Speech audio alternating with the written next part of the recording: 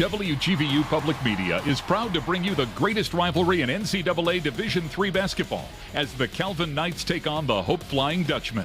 Over 101 years of basketball comes together tonight as we see two of the strongest teams in the MIAA conference hit the court, adding to this intense West Michigan rivalry tradition. Step back jumper!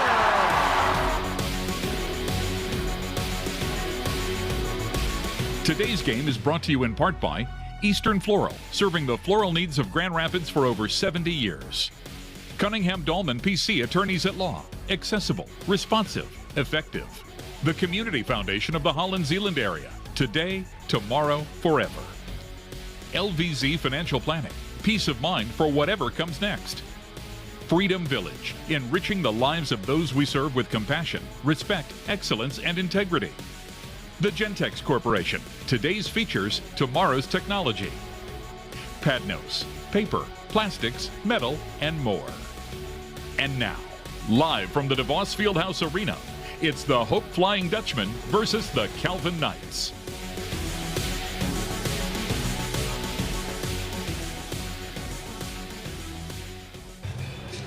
Well, the last time Hope and Calvin gathered for a men's basketball game, it was the Dutch who had it their way in Grand Rapids a few weeks ago. But since that time, Calvin has been outstanding. Bill Saul's team has won 9 in a row. If they can get to 10 here tonight, they'll clinch a share of the MIAA title. And good evening, everyone, and welcome to the DeVos Fieldhouse. We're in Holland, Michigan. Tom Cleary along with Ryan Terpstra here tonight on WGVU TV.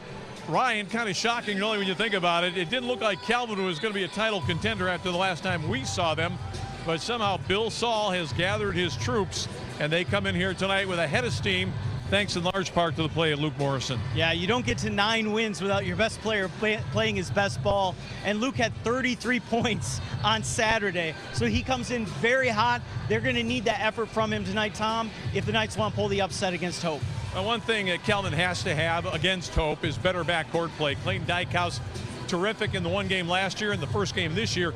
And Evan Thomas has been spectacular. He was great against Calvin. He's been great all season long. Calvin's got to demonstrate that they know how to deal with him if they're going to have any chance in this game. Well, and the whole league's having a problem dealing with him because he's the leading scorer in the MIAA. Now, in this last matchup, we saw Clayton Dykehouse step up. Hope had a really nice team effort. If Calvin swarms Evan in this one, trying to shut down the Dutch's leading scorer, we'll see what side pieces from Hope's backcourt or frontcourt can step up and fill that void. These two teams will both have home games this weekend, so the winner tonight has got a great chance of winning the MIAA crown outright. Should be an exciting contest here on what has been the hottest day of the year in West Michigan. We'll see if it stays hot inside. It's Calvin at Hope tonight here on WGVU.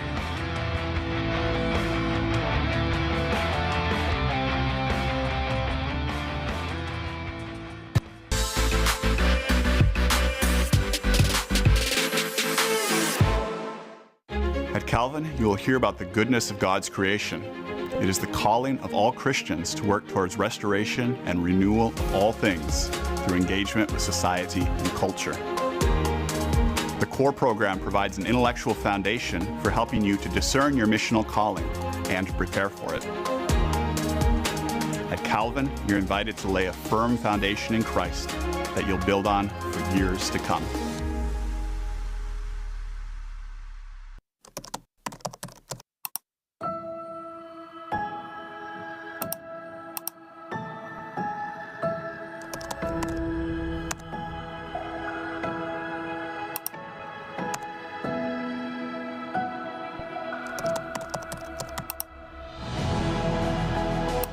In a Hope Forward model, every student who comes through the doors of Hope College would have their tuition 100% covered.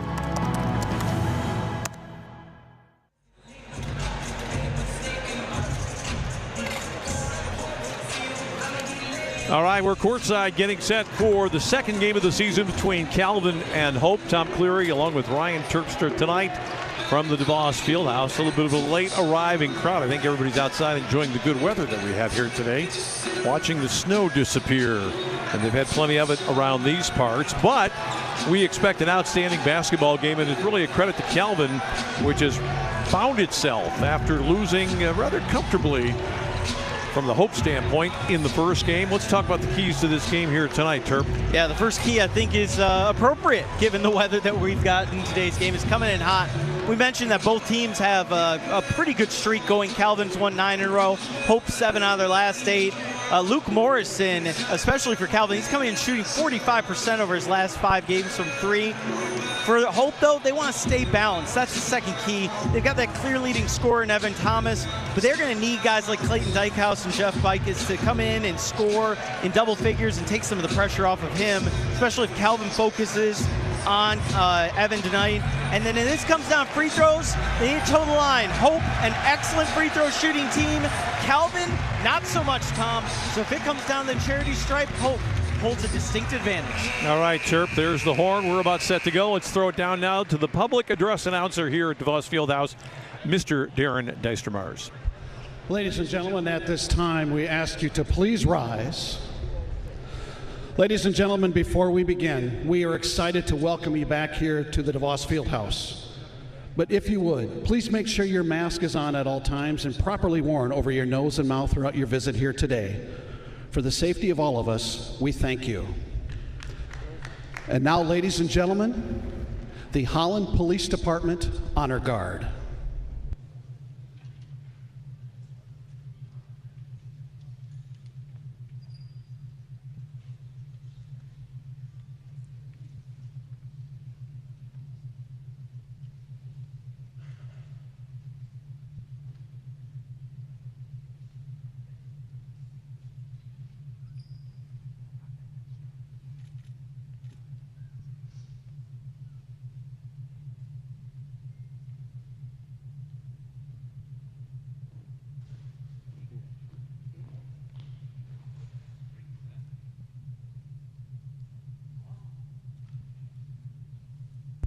Ladies and gentlemen, to honor America with the singing of our national anthem, please welcome Hope College senior, Mr. Garrett Schroed, and Hope College freshman, Miss Megan Barta.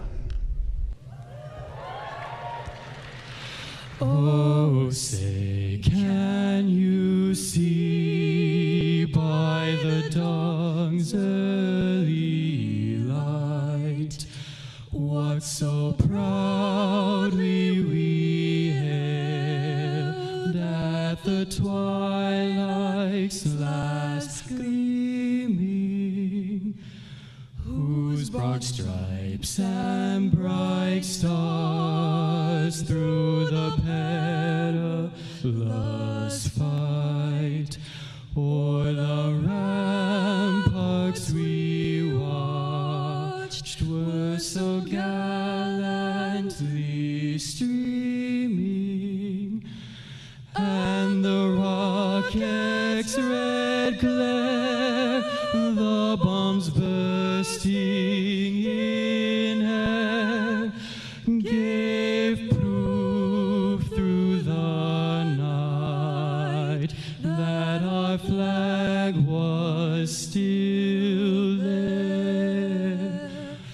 Oh, say, does that star-spangled banner yet wave o'er the land of the free and the home of the brave? Ladies and gentlemen, Mr. Garrett Schroed and Miss Megan Barta.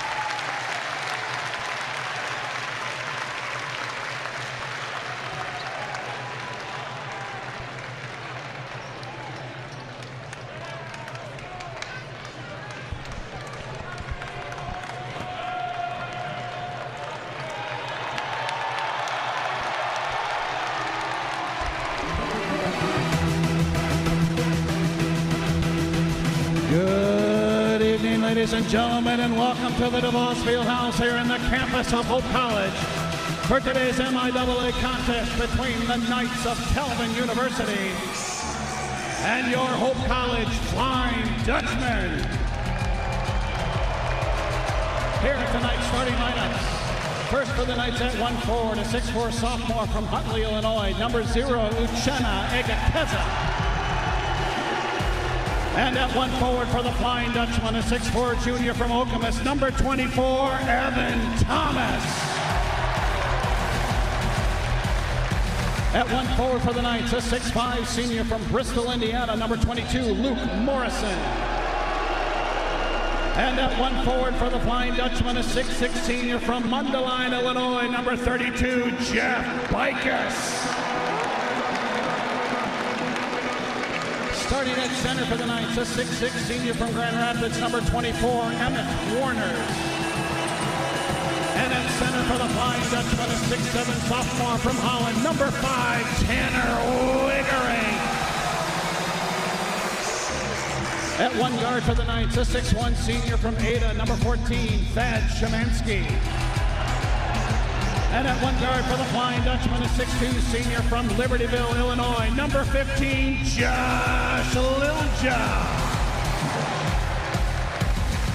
And at the final guards for the Knights, a 6'4" senior from Beloit, Wisconsin, number 21, Alec Fruin.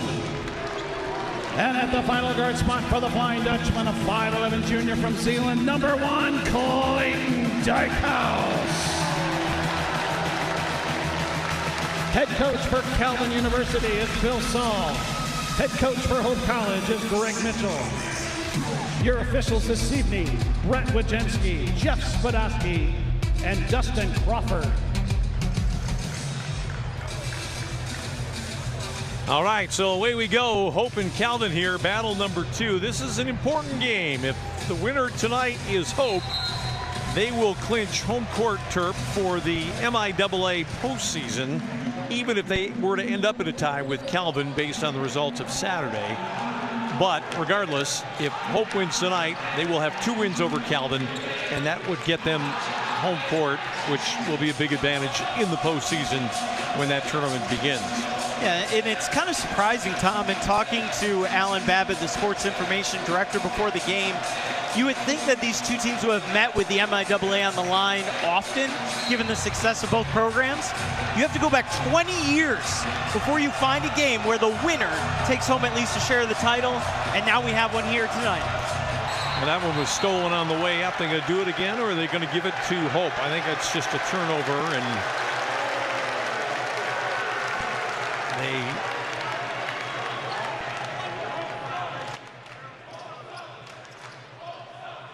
so Jeff Spadowski coming over. He's working this game with Brett Wojcinski and the third man in tonight, Dustin Crawford. And that was a stolen tap right there. The officials caught it, and now Hope gets the basketball for the first time. This is Clayton Dykehouse. He's picked up by Thad Szymanski.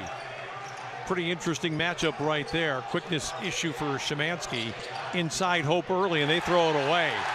Right underneath the basket was Jeff Bicus, and he was looking for somebody, but I'm not sure why he wasn't putting that ball up on the rim, Terp. Yeah, Tanner Wigerink was coming in there, and we did not see him in game number 1. Now he's getting the start for Hope, and he was who Bicus was looking for, but both teams coming out with nerves a little bit to start the game. Calvin stealing the tip, and there Hope throwing it away. Boy, that was a lovely pass inside to Szymanski, and that time it was Morrison turning into the facilitator for his team. An assist and a bucket and a Calvin lead early on. And here's Thomas getting to work right now against Uchenna Egakeza, who has got to find a way to slow down 24 tonight for Calvin to have a chance.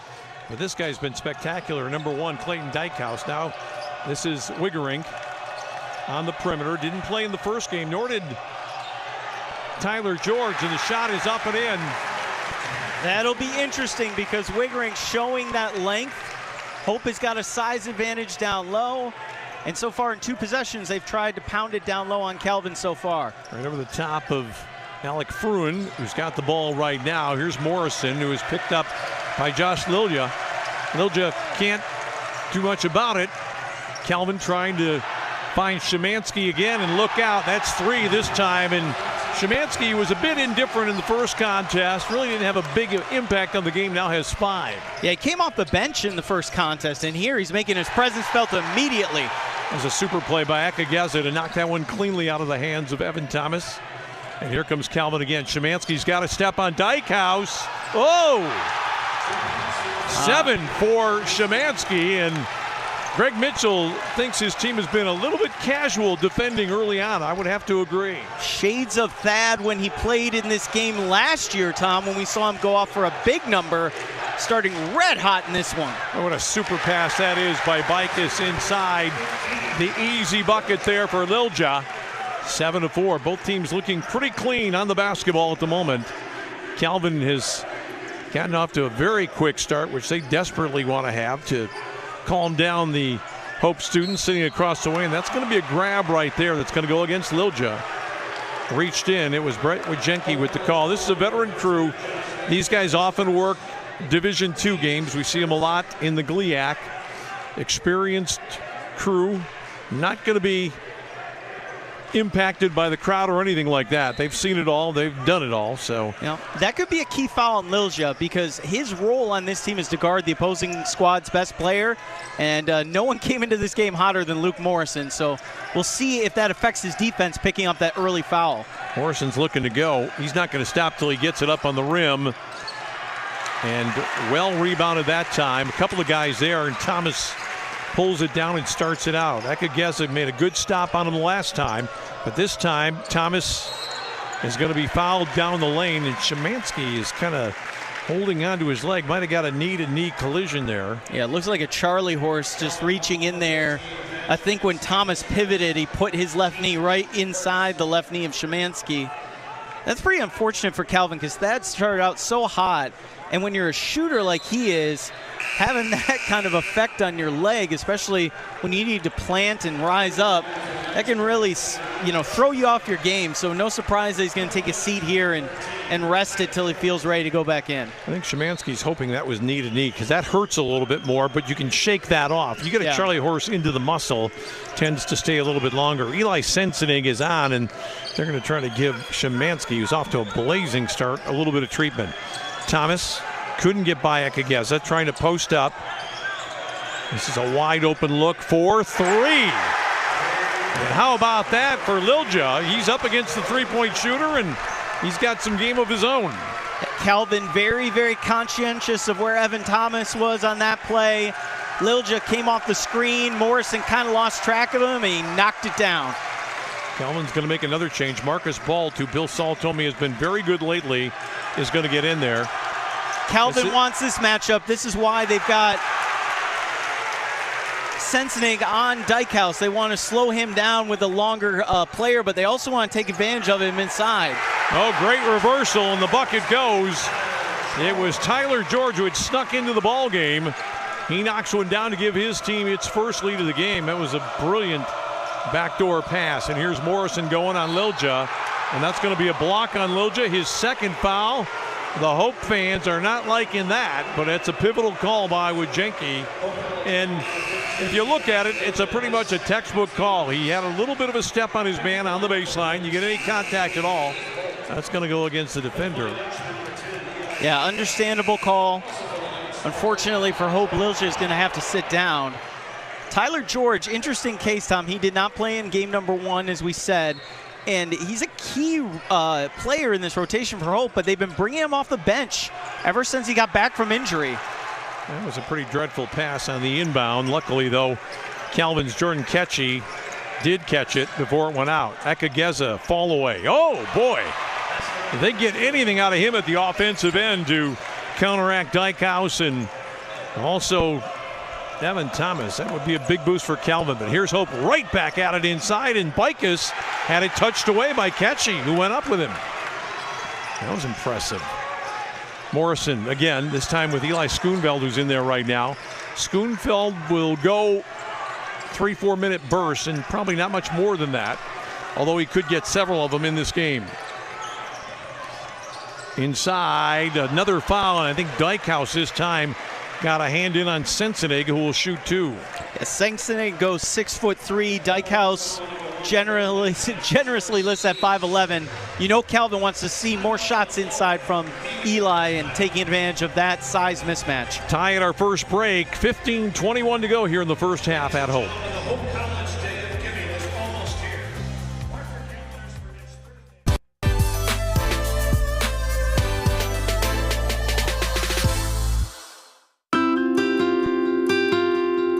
Recycling paper, plastics, metals, and more, Padness is making the world we live in a better one. Padness. Recycling the world over and over. With 4 seconds left in this contest, down by 3. Fellas, that's a great effort to get back where we are. Well, looks like we got 4 seconds. We got to have a 3. It can't be a 2. We're down 3. And here's what we're going to do. Judge, you're going to make this and we'll win the game in overtime. Support by Freedom Village, a retirement community located near downtown Holland, Michigan. At Freedom Village, we love our convenient location near downtown Holland and Hope College. We offer an all-inclusive lifestyle for active seniors, including an indoor swimming pool, hot tub, and gym. Amenities include chef-prepared menus in our 5 dining rooms, a general store, full-service bank, and beauty salon. Plus, our Life Care contract offers you lifetime protection for all levels of care under one roof. Eastern Floral, family owned and operated in Grand Rapids for 70 years, offering a selection of floral designs, plants, and gift items for any occasion, and same-day local delivery. Eastern Floral, serving all of your floral needs. easternfloral.com.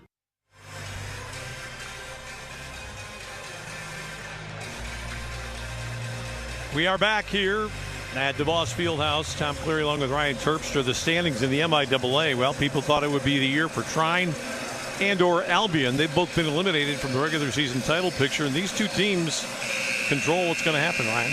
Yeah, we enjoyed our first look at them. We thought that Hope very much looked like a team that could be in the mix, especially after they defeated Trine earlier this year pretty convincingly. Then Calvin reels off 9 in a row.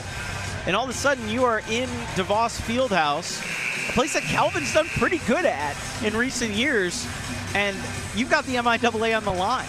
And both these teams are playing like it with the kind of a flurry to start the first 4 minutes and 40 seconds of this ball game. Sensenig misses the free throw. That's the first miscue of that kind that we have had so far. This is an issue for Calvin. They shoot 70% from the line. That's an improvement from earlier this year. Yeah. This is not the spot where they are most effective.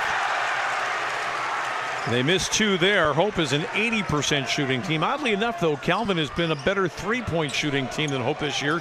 Even though you look at Hope, look at this takeaway. Morrison, whoa! Rip and roar is what you call that right there. Great trap. Sensenig with those long arms just gets in the passing lane, carries himself and thunders it home. Brilliant play. Boy, my apologies to the young man for that. What a play that was. Holy goodness. And what a big boost for Calvin, Tom. Thad Szymanski takes a knee-to-knee. They bring in Sensenig because of that injury, and he has made an immediate impact for them. Well, Szymanski luckily is back out there. But it was Sensenig who had the steal and the dunk, and here's Schoenfeld into the lane. Schoenfeld had 1 basket in the last game. It was probably the loudest basket of the night, a baseline 2-handed slam. Here's Dykhouse, has been very quiet, as has been this guy for the most part, but not now. Thomas puts it down. Thomas is a guy who's just so smooth that he can get 20 without really drawing much attention to himself. And just smoothly gets them quietly. Yeah, I love his patience. Doesn't force the issue. He can score from so many angles. It's just a matter of time. Here is Sensenig again. This is Morrison this time for 3. It's flat off the iron. Szymanski, I can't believe he missed that one. Easiest shot he's had. But he looks like he's healthy and back going. Here's Thomas again going on Sensenig, who stayed with him that time. I think when he picks up that dribble, Calvin would like to body up a little bit. 3-pointer goes. How about the big guy from the outside? We saw Bicus hit one in the first game these two teams played. He is a willing shooter out there. That's going to pull Ketchy away from the basket and probably open up some offensive rebounding opportunities for Hope, because you got to respect that shot. That's Marcus Balt, who did the right thing there. Wasn't never going to make the shot, but he had George on his hip and knew all he had to do was just complete the act of shooting, which he did. And Calvin is drawing some fouls. So it's the first foul on George and the first opportunity for Balt, who had 9 points in the first game, averaging just under 6 a game on the season. And Greg Mitchell's talking right now to Dustin Crawford, who seems fairly unimpressed. Better looking toss that time. All sorts of folks coming into the ball game now. Akageza back in, Fruin in, and Warner's returning. Morrison goes out. Ketchy sneaks out, and also Sensenig, who had that spectacular steal. And it was shocking when he just stripped the man, and then he just turned around and thought, one dribble and I got a dunk. And that's exactly what he did. It's 2 free throws there for Bolt. Calvin back within 1 now. Very good start. Both teams playing quite nicely on the ball right now. Maybe a harbinger of a great game to come. Thomas picked up by Bolt, who's a taller man. Here's Bicus working against Warner's. He's backed himself all the way down and knocked it down off glass. Not sure if he was aiming for the glass, but it hardly matters, and we're never going to know anyway. Hey, you got to give him credit for it. If he's going to take the fundamental way, let's just say he meant to do it. And there's Bolt drawing another foul inside Calvin. Really being aggressive going to the rock, and they're getting rewarded right now by the officials. Turf, this is exactly what Calvin did not do in the first game. They were reduced to a perimeter offense much of the game when it was in doubt, and they could not even get a look inside. But now they're not asking for a look, they're just taking looks. And that's a really good point, Tom, because you remember Calvin had a few prolonged scoring droughts in that game that really killed them. And it was that big scoring drought to start the second half, Hope starting on a 10-0 run that really gave them the victory when these two last met. And here Calvin is saying, look, we're not going to settle for these jump shots. We're going to manufacture offense, and we're going to force the issue. And so far, it's led them to this lead. Well, what you like about Bolt is he's not shy. He's gotten in there, and then he's made it happen when he's gotten to the line. That's his 4th consecutive made free throw to get his team to within 1. Here with 13 minutes to go in the first half. You love to see that from your young players. Bolt, a sophomore, just understanding the moment and maximizing those opportunities for his team. Here's Bicus on Warner's. Warner's going to need a little bit of help. I'm surprised Calvin's not going for the double. Better defending that time. And a wild miss and a rebound into the hands of Alec Fruin. Here's Akageza, guarded by Thomas. Smart move by Akageza, forced the shot crazily. Easy rebound for Thomas. Not a bad idea, though. Make the other team's best player defend. T.J. McKenzie just into the ball game, and boy, he had a huge impact in the first game. He's back at it tonight. He's all energy, a physical defender, a guy that can knock down that three. How about this guy, Szymanski? The gym rat's gym rat. That guy looks like he was born with a basketball in his hand. And it looks like that knee-to-knee contact did not harm his jump shot. This is going to be a foul inside on the move to the basket by Noah Hedrick. And I think they've got Alec Fruin. And that takes us to a break with just under 12 minutes to go. Great start here. Hope on top by 2 tonight on WJVU.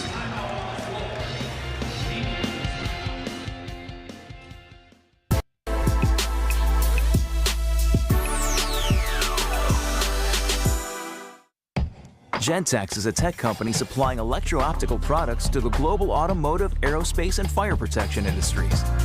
With focused competencies in design, vision, displays, software, and more, we're always looking for engineering talent. For our direct hire hourly production positions, we run open interviews Monday through Friday from 8 to 5 at our 58 East Riley facility in Zeeland. And our facilities, benefits, and culture are everything you'd expect from a world-class employer. Now's the time to join Team Gentex. The Community Foundation of the Holland-Zeeland area builds our community's endowment and provides services to donors to ensure that our community thrives today, tomorrow, and forever. More at cofhc.org. Cunningham Dahlman PC Attorneys at Law, proud sponsors of Hope versus Calvin basketball on WGVU TV. Cunningham Dahlman PC, accessible, responsive, effective. More information at cunninghamdahlman.com. The WGVU Inclusion Collection examines areas of human difference where the inherent worth and dignity of all people are recognized through audio and video stories. The WGVU Inclusion Collection at wgvu.org/inclusion, sponsored by the Michigan Wildlife Council.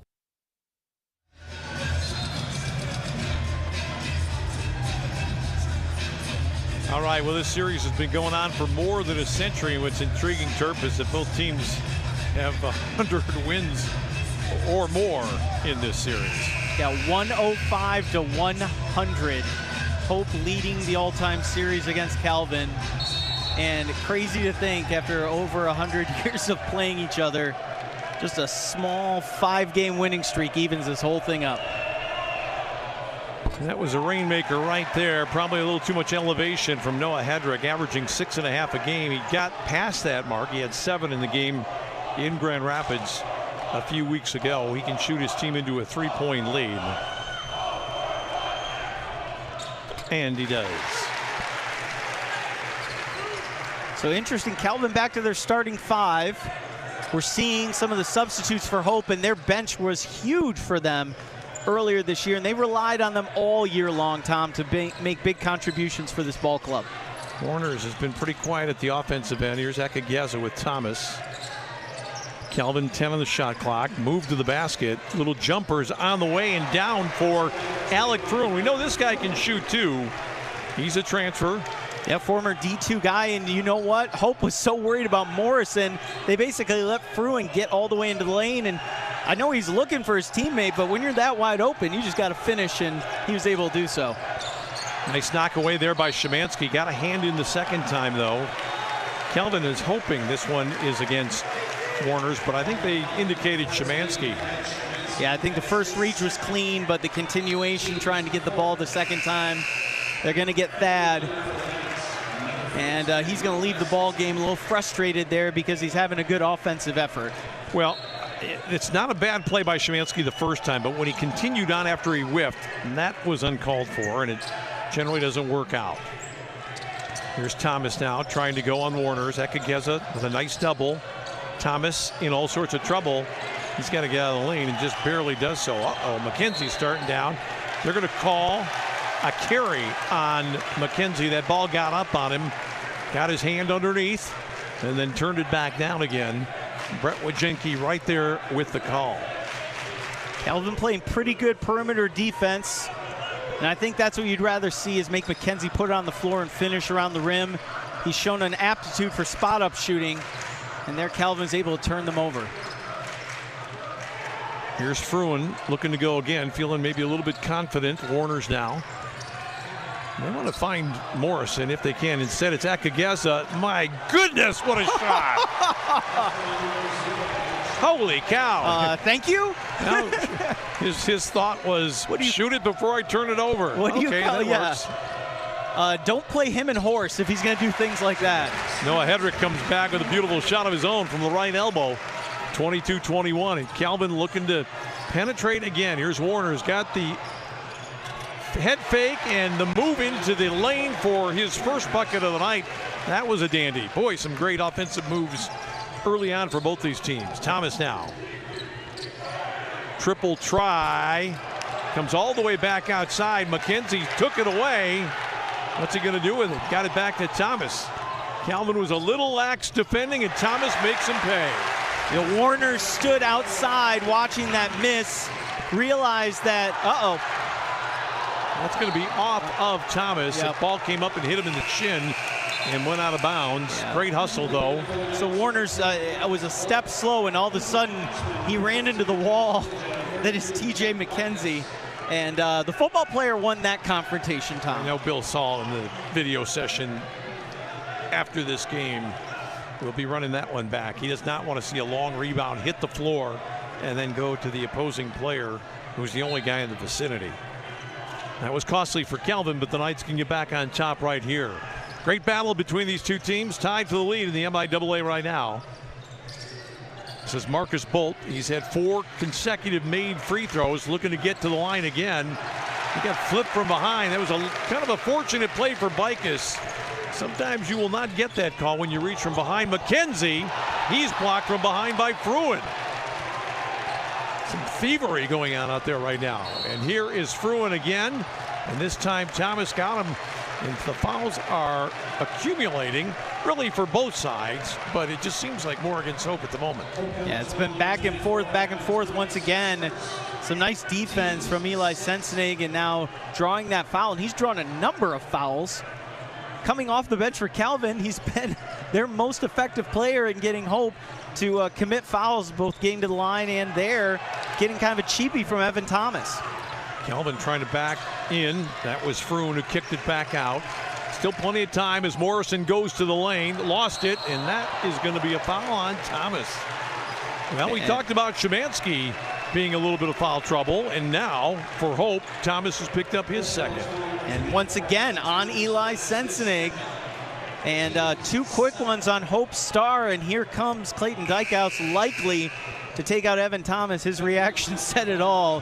He knew that Clayton was coming for him, and not a great sequence on that possession with Evan picking up 2 fouls, both against the same player.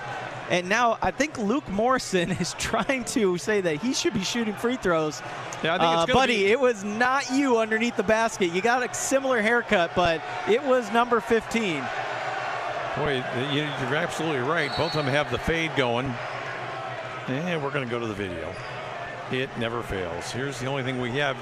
They're going to ask us to run this back here, gentlemen, in the truck and see if we can determine who it was that was fouled. I guess Calvin's arguing where the call was made, saying it's either going to be 15 or 22, and it looks like we might sell this without need for the video replay. It's not a shooting foul. That might be Calvin's argument. I thought it was Sensenig as well. Well, it's listed as 17 fouls up there by Hope. Yeah. So it's going to be Sensenig shooting one bonus. Wojcicki right away indicated 1 and 1. I don't know if they lost track of what it was. I feel good about this because I mixed up Morrison and Sensenig on that steal and dunk. I really, really want to believe that Morrison was trying to impersonate Sensenig just so he could get his first point of the ball game. I think you got to earn it if you're a big-time scorer like Morrison. Well, I mean, you know, he hasn't scored yet in this game. Sensenig missed the first 2 free throws he got. Luke's like, you know what, big guy, let me just take this one for you. A little more elevation on those 2 free throws for Sensenig. It's 25-24 Calvin. Here comes Dykehouse, who's been oddly quiet. Bicus. T.J. McKenzie again. Man, he's not a multi-threat, but a multi-sports threat. 2 3-pointers for this guy. I mean, they're just going to have to come out on him. He clearly is comfortable out there once he gets his feet set. Calvin's going to have to make him put the ball on the ground because he is deadly out there. Look at this, Froon all the way with the left hand. Or actually Sensenig, I mean, going that time. I promise for his video scrapbook, we're going to get a call on Sensenig right tonight when he makes a basket. His team is winning, or actually they tied the game now with that last bucket, 27-all. Here's Bicus outside. I talked to Bill Saul before the game, and he said one thing that he thought Calvin would do a better job of. He said that they're going to have to guard us on the perimeter. They're big guys. They're going to have to chase out. We got a lot of guys who can handle it. He thought he might be able to make something happen in that regard. Sensenig got flipped from behind by McKenzie. Turnover back to Hope, and here they come. It's Hedrick, and I think they called that to be a common foul. Let's see what. We're going to sort this one out. We're going to take a break right now. 7:36 to go. A tie at 27 tonight here on WGVU.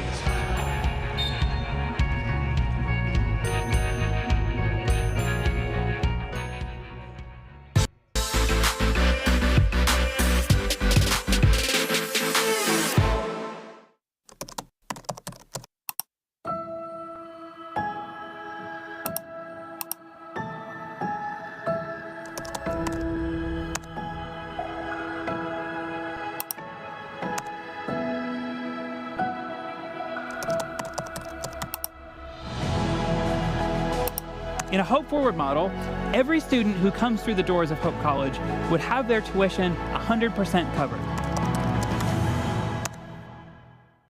Step onto Calvin's campus and you'll see it's no ordinary university. It is an active research hub. The university is expansive enough that nothing is off limits. We have the ability to dig into almost any topic or field. Every day, Calvin students are making personal and professional connections with professors who are at the forefront of their field. If you're a student who is serious about research, Calvin holds what you're looking for. Yeah, 15 is Sensinig. I'm sorry. All right. 7:36 to go here. Is this going to be free throws or not? I thought that when Dustin Crawford made the original signal, he waved off the shot attempt. And it looks to me like it's going to be an inbound situation here for Hope. A common foul, and only the 5th against Calvin. Hope has already collected 7, so we'll see where they go with this one. They're going to go to Bicus. Clayton Dykehouse has not really been forcing the issue at all, and he's been such a good scorer the last 2 games. Well, he's going to force it this time, and he's going to not get the score, but he'll get a couple of free throws. Interestingly enough, Ryan, in the first game, Thomas had 25, Morrison had 20. Thomas has only 4, and he's on the bench with 2 fouls, and Morrison has not yet scored in this game. So other people are picking up the slack as we see Clayton Dykehouse for the first time. Well, he's looking for his first points too, Tom. Those are the top 3 scorers in game number 1. Not a single, well, I mean, Thomas has 4 points. Dykehouse and Morrison doesn't have a point between them until he just stroked that free throw. He had 18 in the game in Grand Rapids, but he was so aggressive with the basketball, getting into the lane almost at will, and he's an assist man as well. He averages 3 assists per game.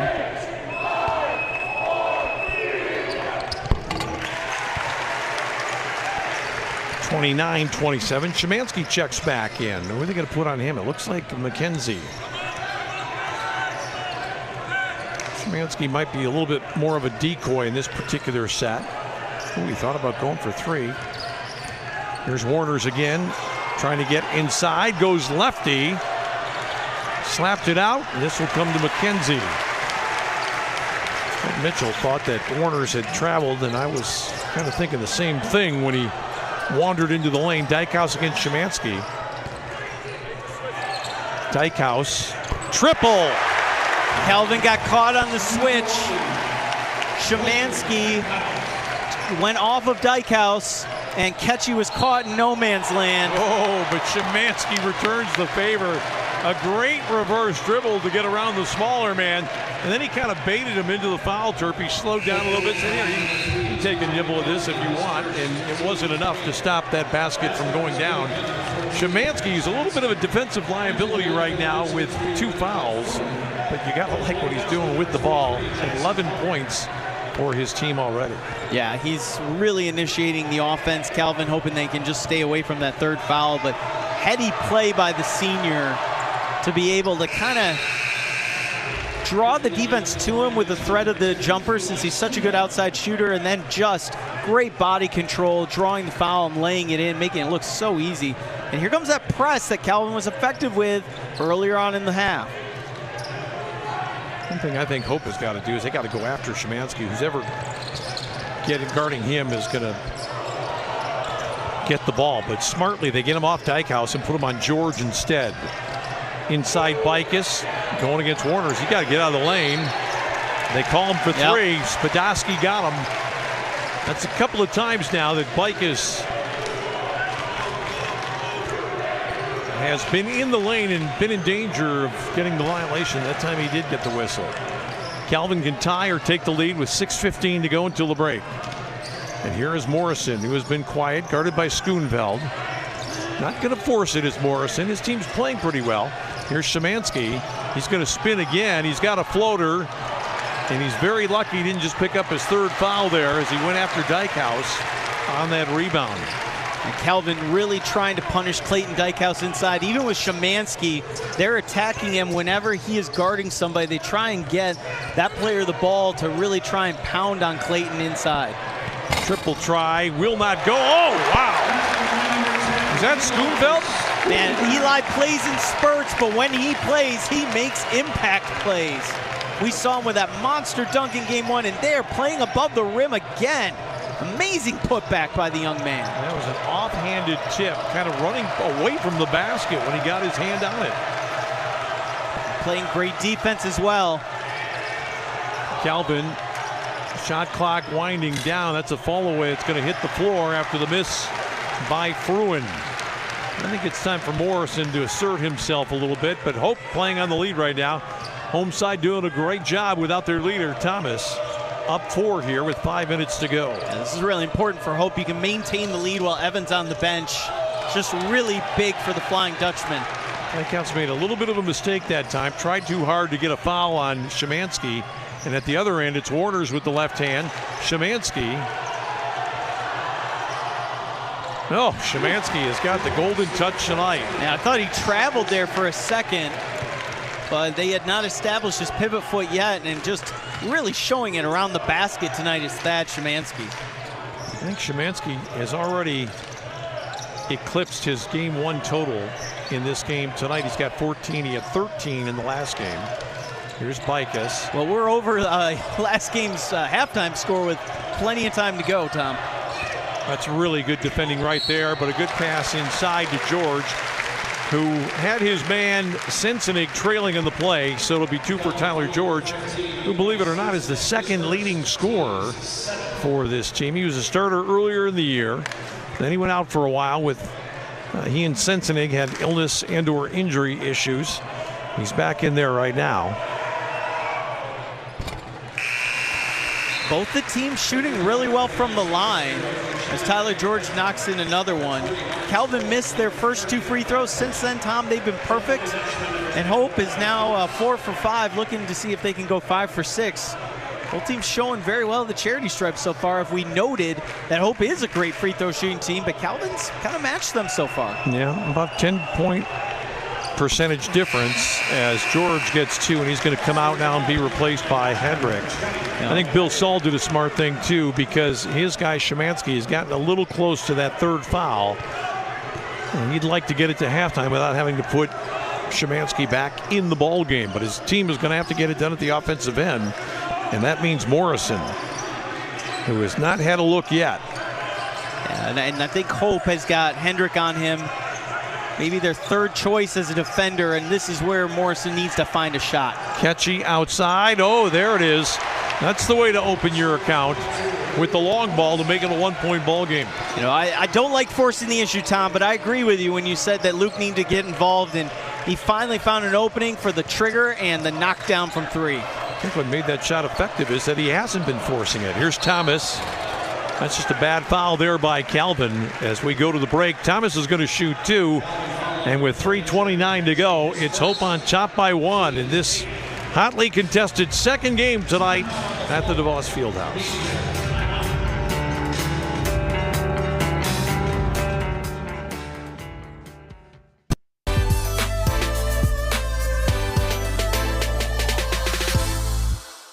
Support by Freedom Village, a retirement community located near downtown Holland, Michigan. At Freedom Village, we love our convenient location near downtown Holland and Hope College. We offer an all-inclusive lifestyle for active seniors, including an indoor swimming pool, hot tub, and gym. Amenities include chef-prepared menus in our 5 dining rooms, a general store, full-service bank, and beauty salon. Plus, our Life Care contract offers you lifetime protection for all levels of care under one roof. By recycling paper, plastics, metals, and more, Padness is making the world we live in a better one. Padness, recycling the world over and over. Boy, with 4 seconds left in this contest, down by 3. Fellas, that's a great effort to get back where we are. Well, looks like we got 4 seconds. We got to have a 3. It can't be a 2. We're down 3. And here's what we're going to do. Judge, you're going to make this and we'll win the game in overtime. 36-35, the home team on top with a chance to build this lead. We are late in the first half tonight at the DeVos Fieldhouse in Holland. Ryan, what do you have for us? Well, I mean, we're late in the first half, 3:30 to go in that game, and both teams are shooting over 65%, Tom. Calvin is shooting, 66% from 3, 7 of 9 from the free throw line. They're 57% from the field total. Hope shooting 65%, 71% from 3, and they're 5 of 6 from the free throw line. They are knocking down shots out there, and both these teams trading blows so far in this first half. Well, I wonder about the effect that fouls could have in this game. Thomas, who's being forced to defend, has got 2. Szymanski, who's more of an offensive player, he's got 2. And keeping these guys available is going to be key, and that's a nice substitution by Greg Mitchell. Just as Szymanski came out a couple of moments ago after Thomas hit those free throws, he's going to come out. His coach is certainly aware of the foul situation. Here's Ekageza against Clayton Dykehouse now. Morrison being chased out there by Hedrick. Morrison with the left hand out on the wing. Fruin, lovely. Well done by Morrison especially. Yeah, and another assist. Hope had 7, and now Calvin with their 4th assist on the ball game. Morrison knows that the Flying Dutchmen are going to look to collapse on him. Beautiful look to find Fruin for the open tray. In the ball game right now is Jackson Halbert. This is McKenzie. That's a little bit of a tough shot right there. This guy's fearless. I think he's thrown up 3 balls tonight. He's got 1 goal and 2 3-pointers. A lot of confidence. He's been that guy outside of Evan Thomas that Hope has been able to rely on so far in this game, and he is feeling it. Ekageza now. Hasn't really looked to go. Here's Morrison. He's got a lot of space over there on the side. He's going to jack it. That was a stationary 3, and not the best shot. Not that Morrison can't hit that, but when you're depending on motion in your offense, you don't want 4 guys standing there when one guy just sends it up from outside 20 feet. I mean, he came into the game, in his last 5 games, he's been shooting 45% from beyond the arc. So it kind of felt like I think I should shoot this. I mean, nothing else is really happening, so I guess I'll shoot it. And those just don't usually go in. Coaches will tell you generally that when a guy walks into a 3-pointer, when he's moving toward the basket, when he catches the ball, got a much better chance of making it happen. Grand Valley defending really well. Ekageza, but the little man, Dykehouse, had just a sliver of real estate on the baseline to get through, and he made it happen with the reverse layup. Nice spot from Hope here, getting some minutes of Evan Thomas on the bench, maintaining that lead against Calvin. Knights looking for an answer. They don't want to get stagnant on offense and try and rely on Morrison. Ekageza walks right down into the lane. Boy, he's got a big, strong body. And he just backed Dykehouse in there and took his time and sent it home. Once again, Calvin picking on Clayton Dykehouse, making him guard the post. That time, Ekageza is the beneficiary. How about that feed? Right inside, it goes to Bicus from Dykehouse, and Calvin will take a 30. Bill Saul is not happy about the way a couple of these buckets have gone in, uncontested with nobody guarding the rim for his side. So he wants to make sure, with 77 seconds left to go, Terp, that his team gets a couple of good possessions here. Yeah, and Hope has guys, Tom, that can make shots or create their own offense. What you don't want is wide open backdoor cuts like that, where your defense essentially falls asleep. Bicus is wide open for an easy 2. So if you're Calvin here, I'm sure that coach is looking to draw up a chance where they can get 2 possessions at least here and some quality shots. Hopefully you go into halftime either tied or with the lead, or at least don't let Hope extend this 4-point lead anymore. I mean, the biggest lead in this game has been Hope's 5-point advantage. And I think right now, Calvin just wants to find a quality shot for one of their guys. And with Morrison on the bench to start this possession, I think that shot's going to come from Thad Szymanski. Szymanski's back on, so Calvin looking to go 2 for 1 here. They like to run a little clock now, get a shot, play some defense, and then maybe get the last shot of the first half. This is Marcus Bolt right now. Here's Sensenig, who's back in the ball game. Hope going to a zone out the timeout. We have not seen this yet. Yeah, usually a pretty good idea. Here's Szymanski now. He's going to have to make it happen. Lost the ball, got it back. Calvin's not going to get a shot off here. This is going to be a shot clock violation. The shot went, but not soon enough. And here, couple of loose handles that time, so Thomas jumps back in. I think Saul's going to try to get Szymanski out if he can. Yeah, offense for defense coming. Tyler George, Evan Thomas, both coming in for Hope. They're looking to get their best offensive players on the floor, and as you mentioned, Thad Szymanski coming off, and looks like Marcus Bolt will also come off for Calvin, as Bill Saul tries to get his best defensive unit out there. I can't say I agree with taking TJ McKenzie out of the game right now. He's taken 3 shots. He's got 8 points. And now the 32nd timeout taken here by Hope. Now, Greg Mitchell, you can overdo it a little bit here. He's got time if he goes quickly to get 2 for 1 himself. But sometimes when teams do that, they end up taking a bad first shot, and it never works out to get the second one anyway. So I think he wants to concentrate on getting one really good shot here and be assured of going to the locker room with the lead. Yeah, I would say that I'd expect them to run some pick and roll action earlier. Calvin has had some problems on switches, and if it's not there immediately, back off, wind the 30 down and try and get a quality shot. Just leave the Knights with 14 seconds to work with. But yeah, you don't want to rush anything right now. A 4-point lead is good going into half. 6-point lead obviously is better. And you have the squad out there where if you like a particular play or like these matchups against Calvin, I think that Greg Mitchell's got something in mind, and maybe that's why he took McKenzie out. He wants to spread the floor a little bit more with this unit.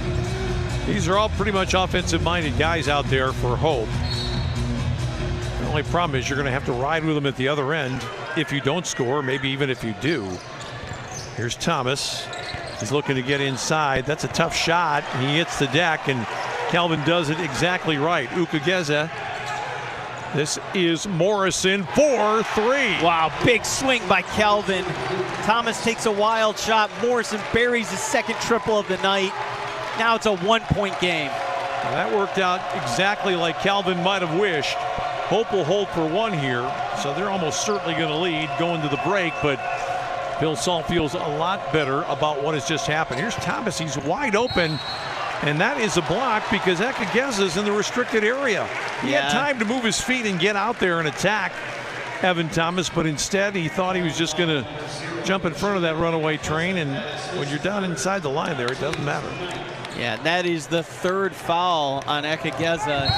Not good for Calvin because he has been alternating between guarding Evan Thomas, guarding Clayton Dykehouse, trying to disrupt the better ball handlers and scorers from Hope. And now he goes into the second half getting that 3rd foul, and kind of a dangerous gamble by him trying to slide in and take that charge. Bill Saul probably would have preferred that they allow Evan Thomas to have to finish with his offhand charging to the hoop there. There are certain times in a game where you just have to tip your hat and let the guy go and not take a bad foul. That's a key player, and Thomas, well, he made 1 out of 2. That's a foul on Hope. Wow. How about this? It's Bicus who backed into, I think it's Bolt, or Fruin who's going to go to the line. Yeah, 4 seconds left.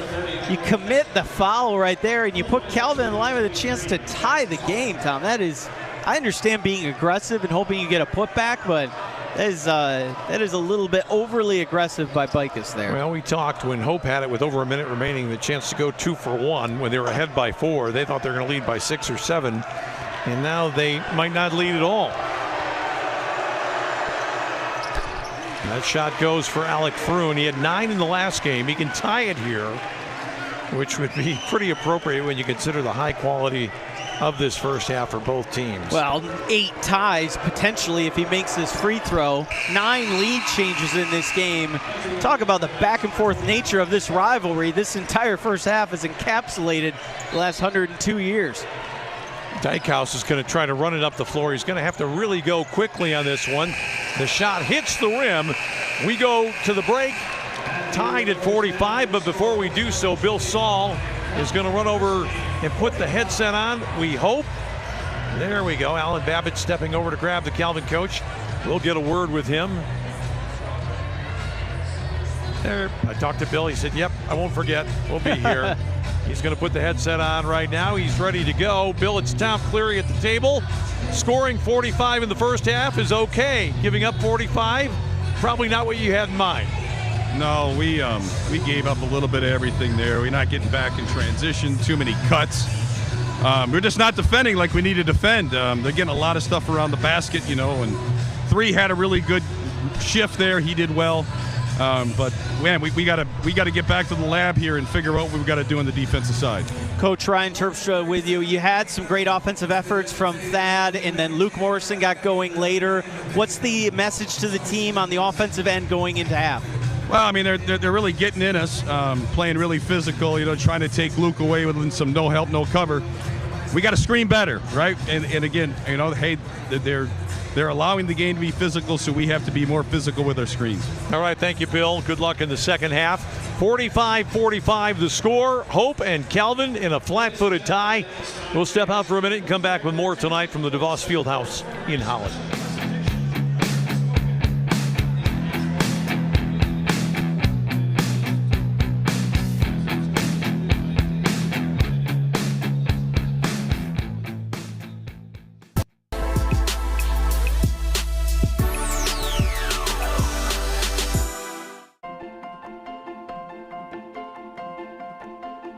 Calvin University's mission is to equip students to think deeply, act justly, and to live wholeheartedly as Christ's agents of renewal in the world. Calvin University was founded by the Christian Reformed Church in 1876. It's in Grand Rapids, Michigan. It's a wonderful, vibrant community. We have 3,400 students from almost every state in the nation, from 50 countries around the world. I grew up in a tiny city-state called Singapore. Coming to America for the first time was nerve-wracking, to say the least. And I got to meet people from all walks of life. There's so much diversity and so much culture in this pretty small and beautiful campus. I chose the faith-based institution because there's this respect for other people, and so you have that shared respect for each person, and I've seen that in my classes, with my professors, in student organizations, and with my friends as well. I choose to be a professor at Calvin University because of the Christian focus. As a Christian, I could be myself, I could interact with my students, I could pray with them. I like to think of myself as someone that's walking alongside students during this really exciting, but also can be a really challenging and confusing time in their life.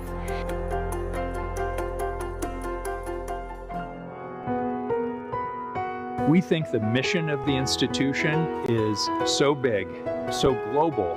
One very good example of that is the Calvin Prison Initiative, an educational program that leads to a degree for men in a prison about 45 minutes from our main campus. I was in the very first cohort in 2015, graduated with an associate's degree the day before I went home in 2018. I came to the main campus in Grand Rapids in the fall of 2018 and finished a social work degree, bachelor of social work degree in the spring of 2020. To be surrounded by trees and nature, and not only the beauty of nature, but the beauty of people, and to get this warm handshake and to not be stigmatized by my past, that was really huge.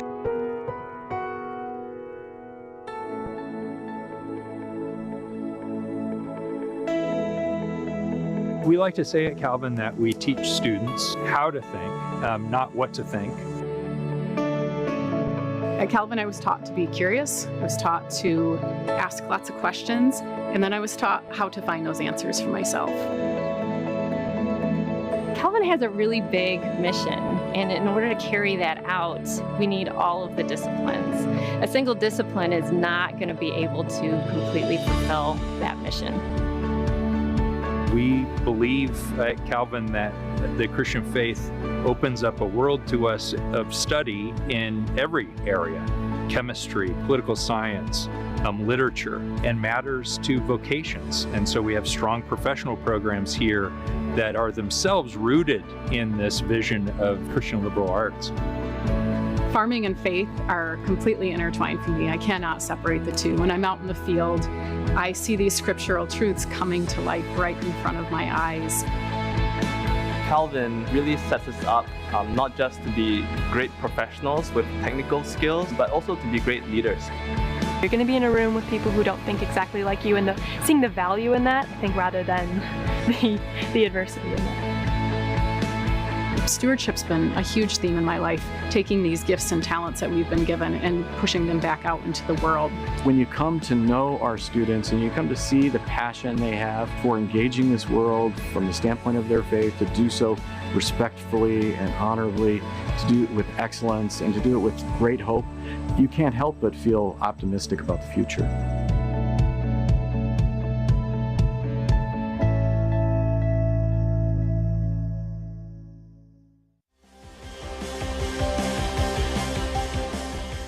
Today's game is brought to you in part by Eastern Floral, serving the floral needs of Grand Rapids for over 70 years.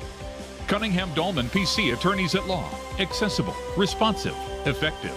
The Community Foundation of the Holland Zealand area, Today, tomorrow, forever. LVZ Financial Planning. Peace of mind for whatever comes next. Freedom Village. Enriching the lives of those we serve with compassion, respect, excellence, and integrity. The Gentex Corporation. Today's features, tomorrow's technology. Padnos. Paper, plastics, metal, and more.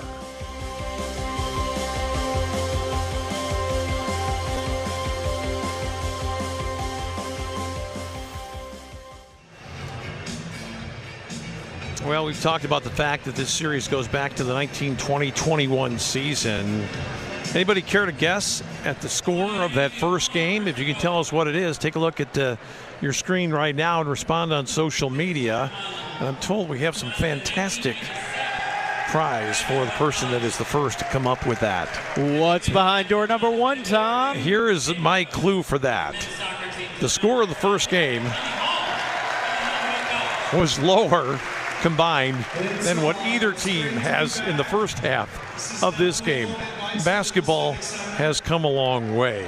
And I should also point out, we're not going to make that guy in the first row of the Hope student section give up that retro Larry Bird Indiana State jersey that he's wearing right now. I think his parents probably paid a lot more for that than they thought. And when he's got it on right now, I'm thinking that should be under glass somewhere, right? Right, Terp? That should be hanging on the wall somewhere. At first I thought it was a Tar Heels jersey, and then you see the classic Indiana State with the Indiana outline on the front, and it's like, all right, like I can respect that coming into the rivalry here. Well, Larry Bird played a game in Michigan before the famous game against Michigan State in the NCAA championship. Back in the 77-78 season, I believe, at Central Michigan. He went up to the Rose Arena there and dropped 45, which at the time was an arena record. Might still be. He was good even way back then. It's 45-45 at halftime. Hope and Calvin in a classic. We'll step away right now. We're going to come back with more tonight from the DeVos Fieldhouse in Holland, Michigan, here on WGVU.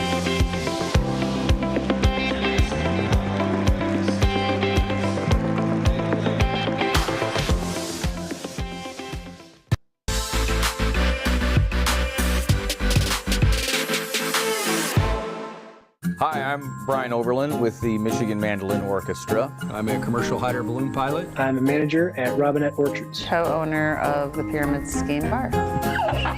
Improv is something that you can't teach. Hot air ballooning is a passion of mine. I've been flying since 1985. Grand Rapids is incredibly lucky that we have the caliber of artists. I just want to see it grow and continue to thrive. Songs at the Center features music from the Heartland. And on this special edition, we're featuring important Black artists as we celebrate Black History Month. 6 feet apart, won't stop us. Don't need to hold you in my arms. I still know you in the dark.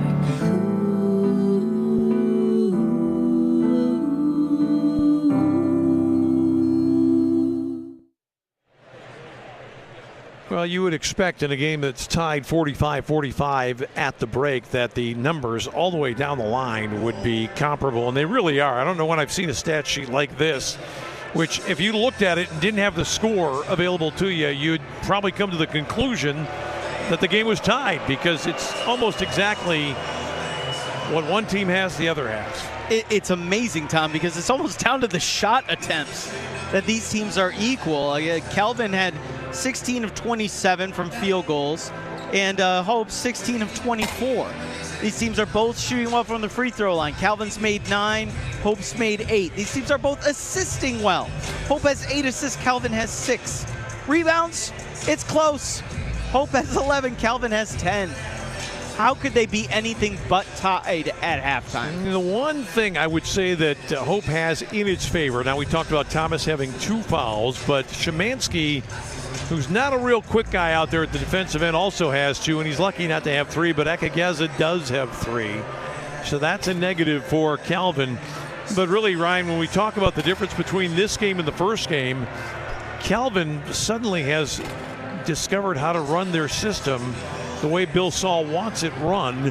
and they've gotten much more inside, way more inside in the first half than they probably had in the whole first game. Yeah, Hope caught up a little bit later on in the first half in their free throws, but Calvin set the tone early, especially Eli Sensenig getting to the line and drawing fouls early on, and then Szymanski and the rest also just attacking. And I think that's something where Calvin's just really trying to exploit the advantages that they might have for guys that are not named Szymanski or Morrison. We've seen anytime Clayton Dykehouse switches on somebody, Calvin tries to pound the ball inside. They're taking the ball up on the floor and forcing the issue against Hope, and it's working for them. And meanwhile, for Hope, this is an important spot for them because they survived some foul trouble by Evan Thomas. Clayton Dykehouse had a very quiet first half of the first half, and they were still able to maintain the lead for the most part. Now they did lose it in the very last minute and 20 seconds of the first half, but they got solid efforts from TJ McKenzie, who was one of the leading scorers for Hope. And it's just been a really nice first half by both teams, Tom. All right, we're going to have to take a break right now before the start of the second half. We'll do that and come back with more from Hope.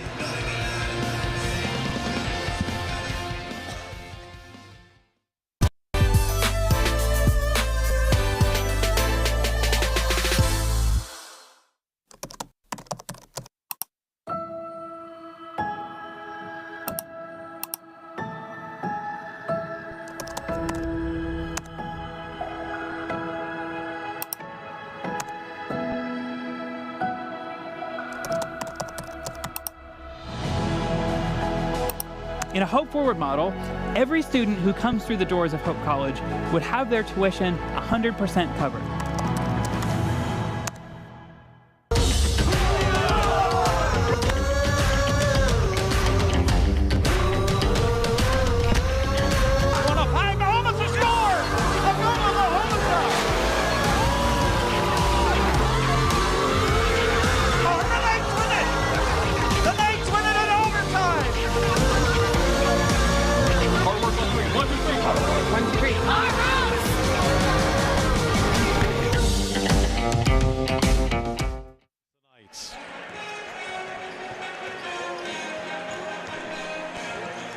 All right, well, while we were away, Greg Mitchell came out of the locker room.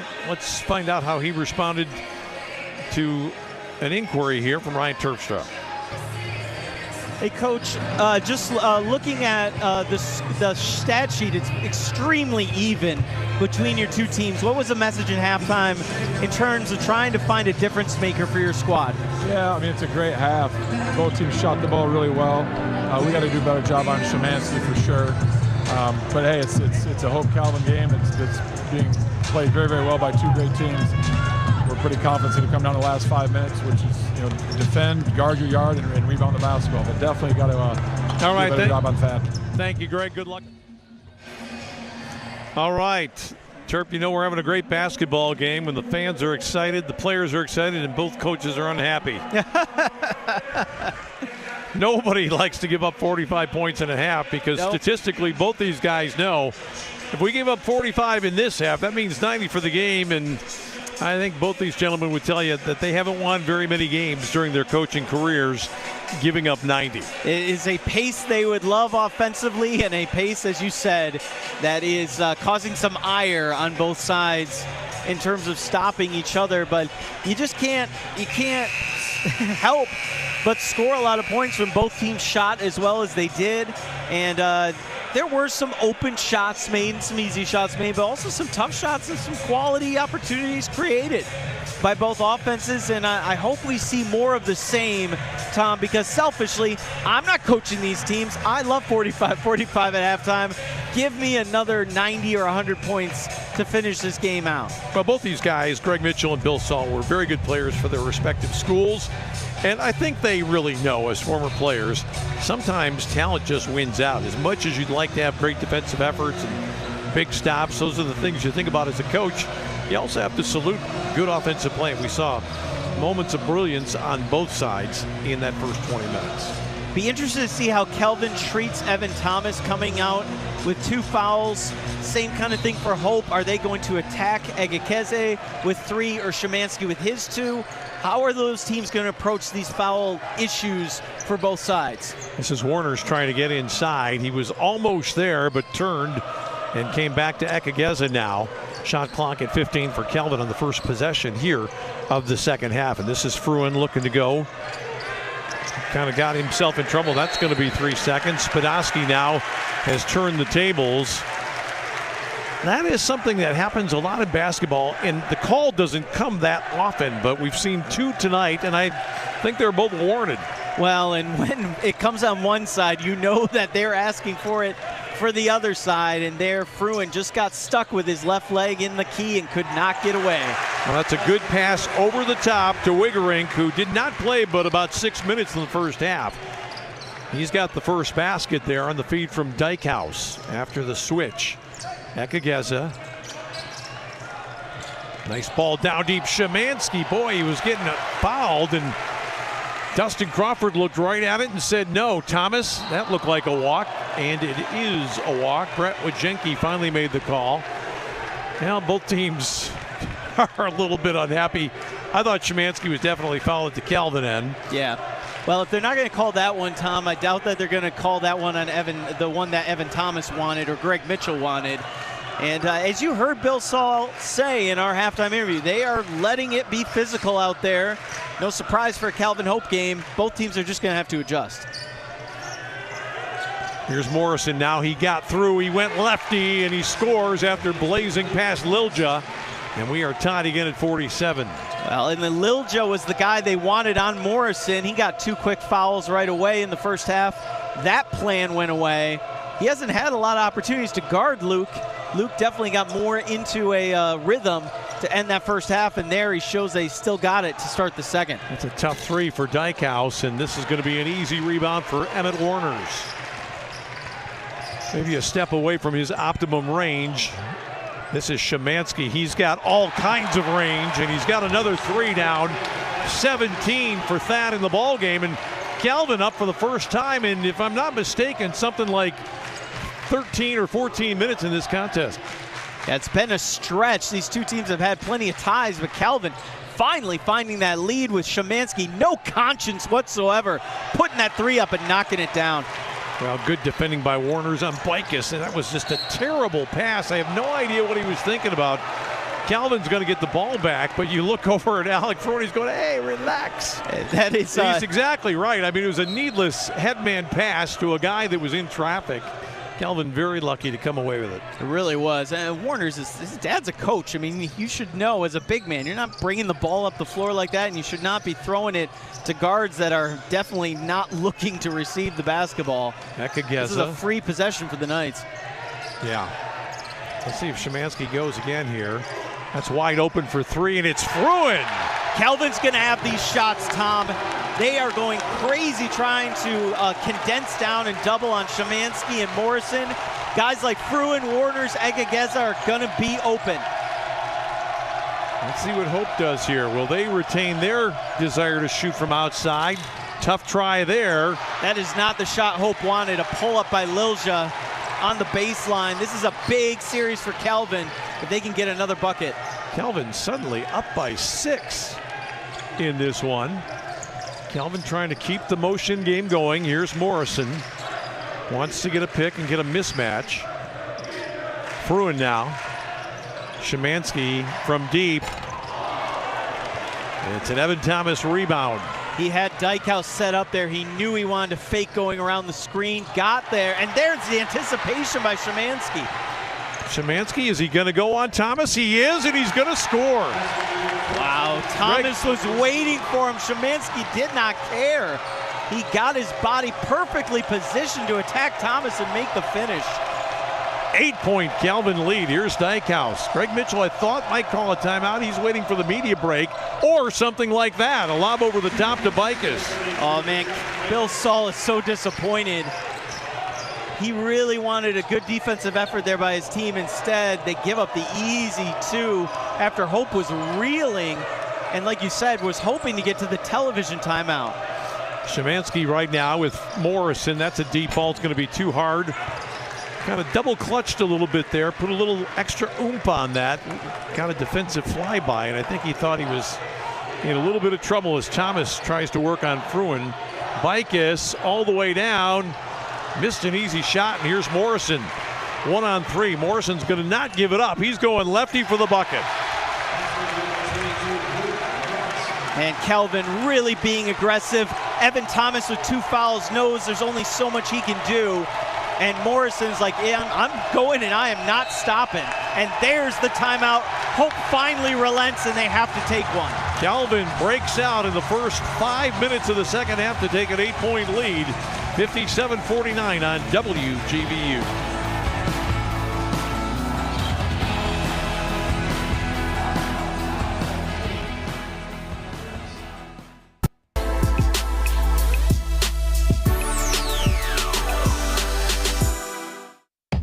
Gentex is a tech company supplying electro-optical products to the global automotive, aerospace, and fire protection industries. With focused competencies in design, vision, displays, software, and more, we're always looking for engineering talent. For our direct hire hourly production positions, we run open interviews Monday through Friday from 8 to 5 at our 58 East Riley facility in Zeeland. And our facilities, benefits, and culture are everything you'd expect from a world-class employer. Now's the time to join Team Gentex. With 4 seconds left in this contest, down by 3. Fellas, that's a great effort to get back where we are. Now look at that, we got 4 seconds. We got to have a 3. It can't be a 2. We're down 3. And here's what we're going to do. Jed, you're going to make this and we'll win the game in overtime. Support by Freedom Village, a retirement community located near downtown Holland, Michigan. At Freedom Village, we love our convenient location near downtown Holland and Hope College. We offer an all-inclusive lifestyle for active seniors, including an indoor swimming pool, hot tub, and gym. Amenities include chef-prepared menus in our 5 dining rooms, a general store, full-service bank, and beauty salon. Plus, our Life Care contract offers you lifetime protection for all levels of care under one roof. Well, we asked the question a while back about the score of the first ball game between Calvin and Hope. Terp 31-13. Now, I'm just guessing that people thought that was a monumental blowout to win a game by 18 back then. That probably was, especially if you couldn't score 18 points in an entire ball game.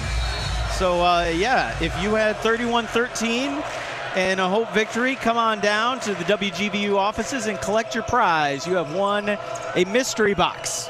Our director, Sky Murray, will be the person that will handle that for you.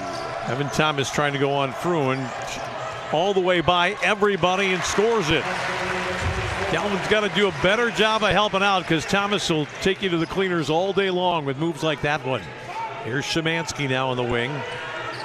Fruin, Sensenig, Morrison. He'll take that all day long. Couldn't get it down, though. A little bit flat on the jumper there from Luke. He was surprised he was so open, Tom. I think he was not ready to take that shot. Dykhouse now.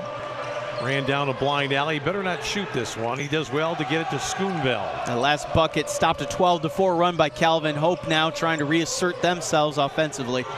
Calvin's got to look to help out Thomas here. Nice job done by Fruin. Thomas going to force it up. Drew the foul. Spadowski says a tap on the elbow. It's kind of a needless foul from a Calvin standpoint. Even if he makes a shot, you just have to walk away. But you don't want to give Thomas 2 free throws. Great free thrower, and he can cut it to a 4-point lead here.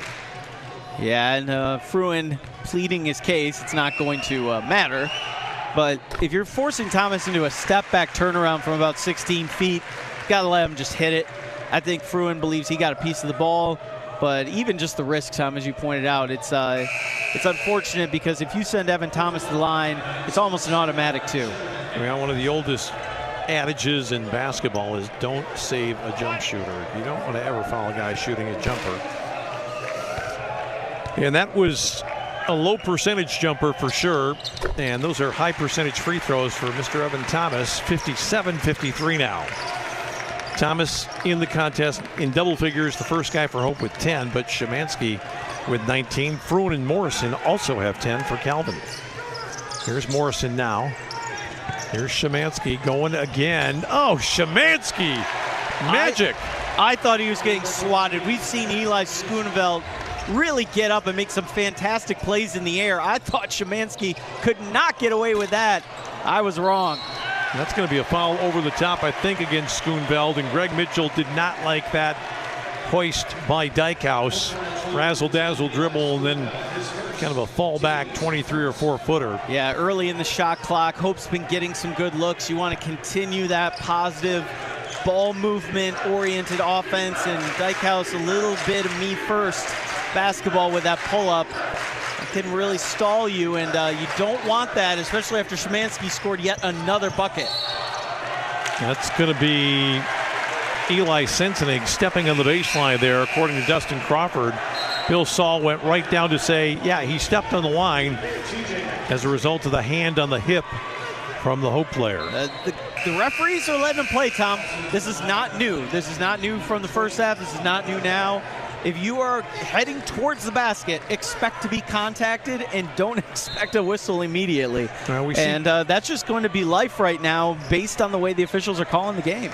These guys often operate in Division II as George tries a long one. Oh, my goodness. Almost a 3+1. Talk about saving a jump shooter. George firing quickly, and not a good foul by Calvin to give him 3 free throws there, and almost a 4-point play. It's just absolutely a terrible foul by Szymanski, who has been a little bit grabby all night long, and he's really been lucky on a couple of other calls.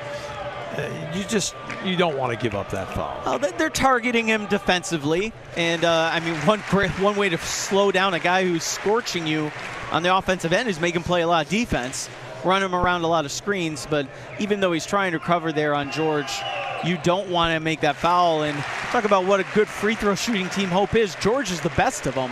I mean, coach's kid shooting almost 86% from the free throw line, and he's got 2 of the first 3 already.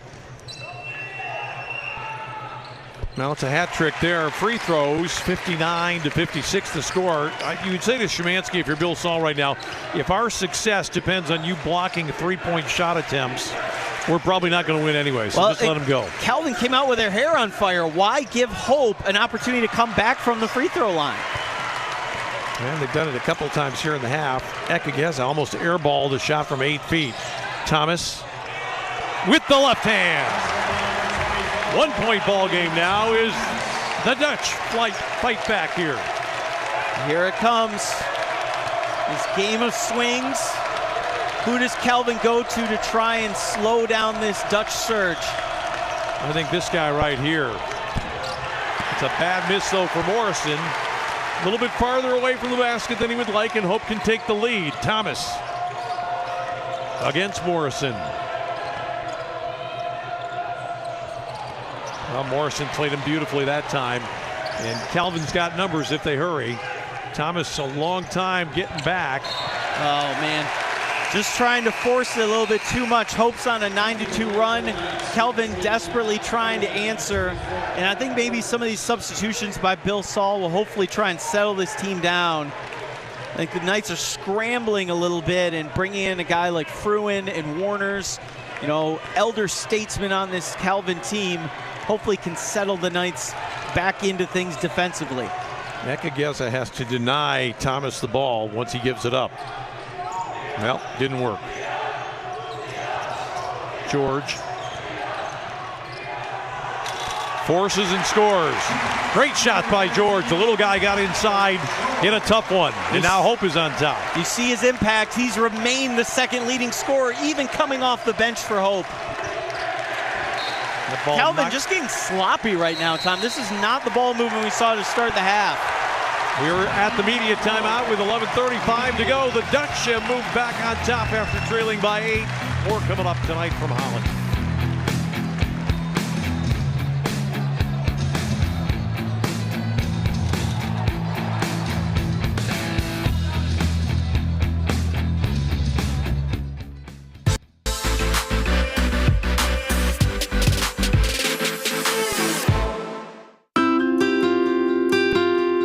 Recycling paper, plastics, metals, and more, Padness is making the world we live in a better one.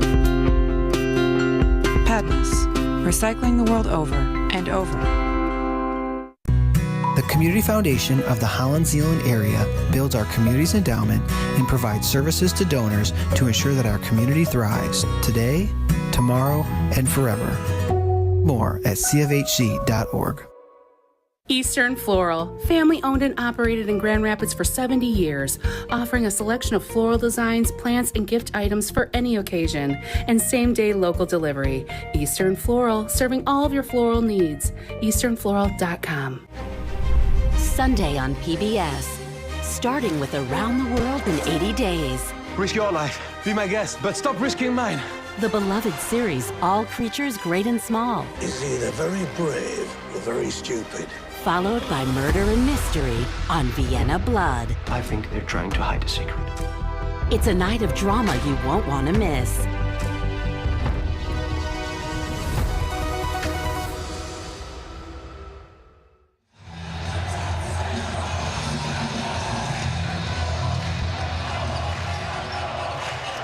Well, we've seen some excitement. Calvin raced out to 2 8-point leads here in the second half, but they've been pegged back by the home side. The Dutch trying to defend right now after the timeout.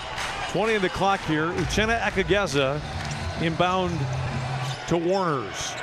Warners trying to force one up. That's going to be a foul, says Jeff Spadowski. Ooh, it looked like the hand was right on top of the basketball, but that's not to say there couldn't have been something else going on there. I mean, it's his call, but from our angle, and our angle seemed to be shared by Greg Mitchell, it looked like a jump ball situation. I like that Calvin decided to go back inside, Tom. I mean, they've had some long bombs that have gone awry, and just trying to settle down and go back into the paint where they found success in the first half makes sense. Now Emmett Warners has got to knock down the free throws. Yeah, I hope people are thinking that's a little bit of justice there. He missed at least one. Will he miss them both? He'll get 1 out of 2 to tie the game at 60 with 11 and a half to go. We've had a million ties tonight. We lost track about 25 minutes ago. I think that's all our statistician Craig has been writing down is the number of ties in this ball game. Oh, I could guess. I made a superb play there to knock it away from Thomas. Great work by Ekageza out there with 3 fouls, guarding the toughest guy to play. Fruin, Morrison thought about it. Oh, beautiful pass inside. The bucket to Warners, the assist by Alec Fruin. You felt like someone was open. Eventually, Fruin able to find Warners, and a couple nice possessions by Emmett. One of those senior substitutions that Bill Saul made just before that timeout. Noah Hedrick's out there right now. This is Bicus and 1. Oh, man, that's a big call. That's going to be 4 on Fruin, and I do not think he meant to foul Bicus in that instance whatsoever. Well, Calvin did not play very good defense on that play. They let George kind of curl without any pressure at all. He had an open lane. Instead chose to go to the big guy, and Bicus can complete a 3-point lead now to put his team on top, and Fruin's got to come out. They're going to make the substitution here. Yeah, they called for it. They got Fruin off, yeah.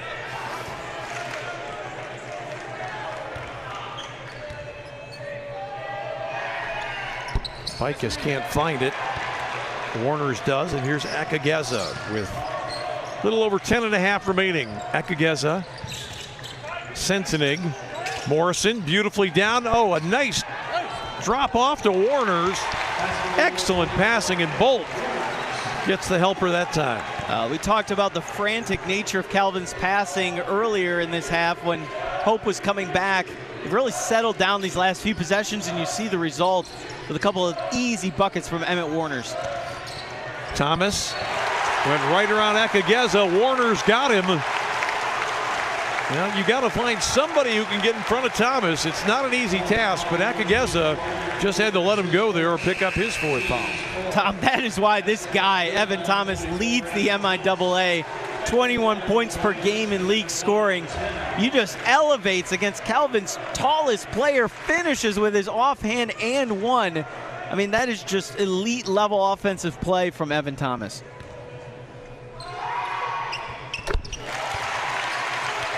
(65-64) Hope as Ekageza brings it across the timeline.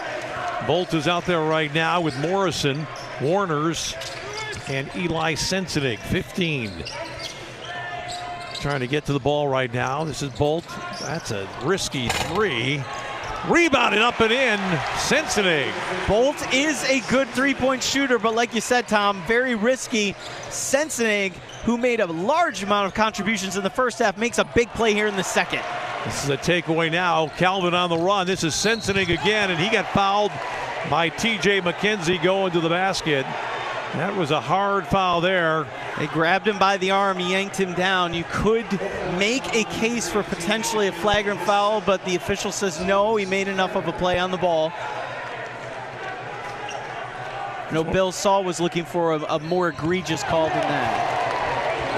You can say, I think, correctly, that TJ McKenzie got his money's worth on that one. Was that a 1980s level NBA foul there, Tom? Yeah, almost. You can almost see Kevin McHale tackling Kurt Rambis on that one.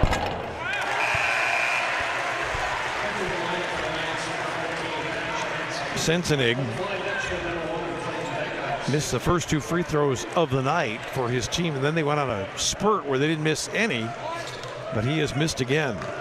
Well, and Calvin just got a spurt where they were able to take the lead, Tom, and they did it with Thad Szymanski and his 21 points on the bench for that amount of time, and now he is back in the ball game.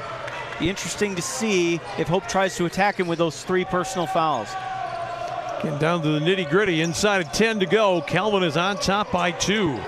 This one is rocked back and forth here in the second half. Calvin's led by as many as 8. Hope can take the lead this possession. This is Tyler George. Shot clock at 7, getting chased out there by Morrison. Jump out by Warners.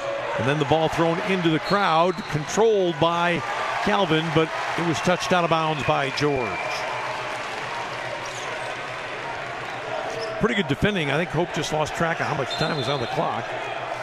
And now we will get Josh Lilja back on, and McKenzie goes out.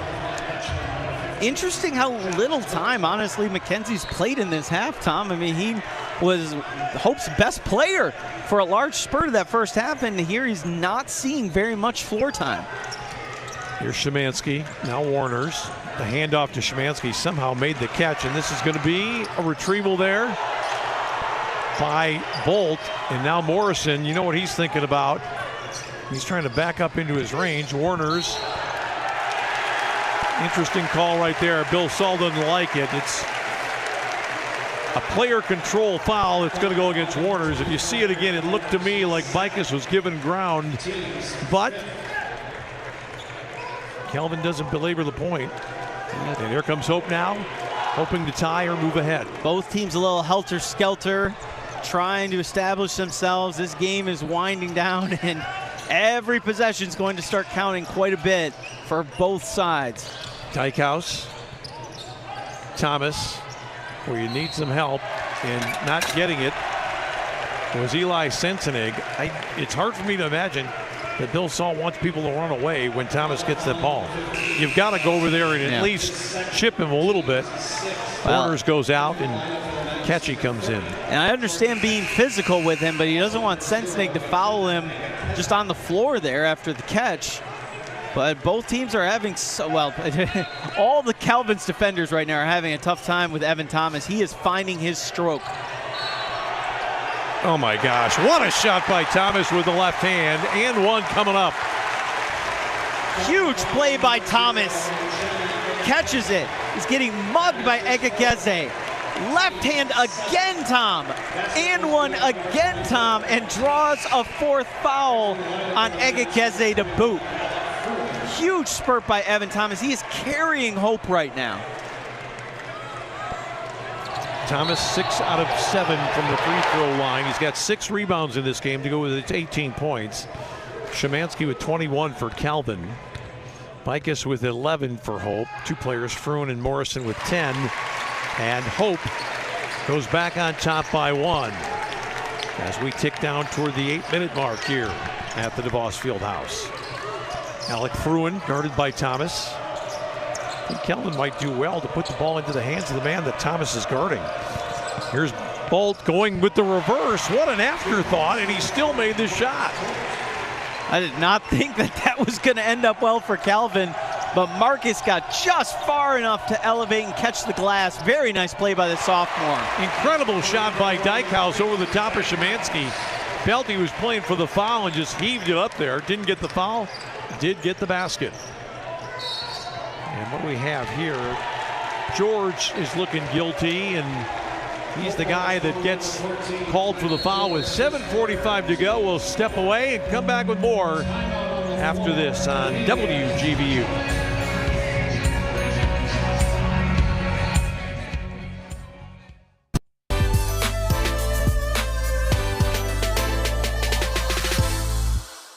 Cunningham Dahlman PC Attorneys at Law, proud sponsors of Hope versus Calvin basketball on WGVU TV. Cunningham Dahlman PC, accessible, responsive, effective. More information at cunninghamdahlman.com. Support by Freedom Village, a retirement community located near downtown Holland, Michigan. At Freedom Village, we love our convenient location near downtown Holland and Hope College.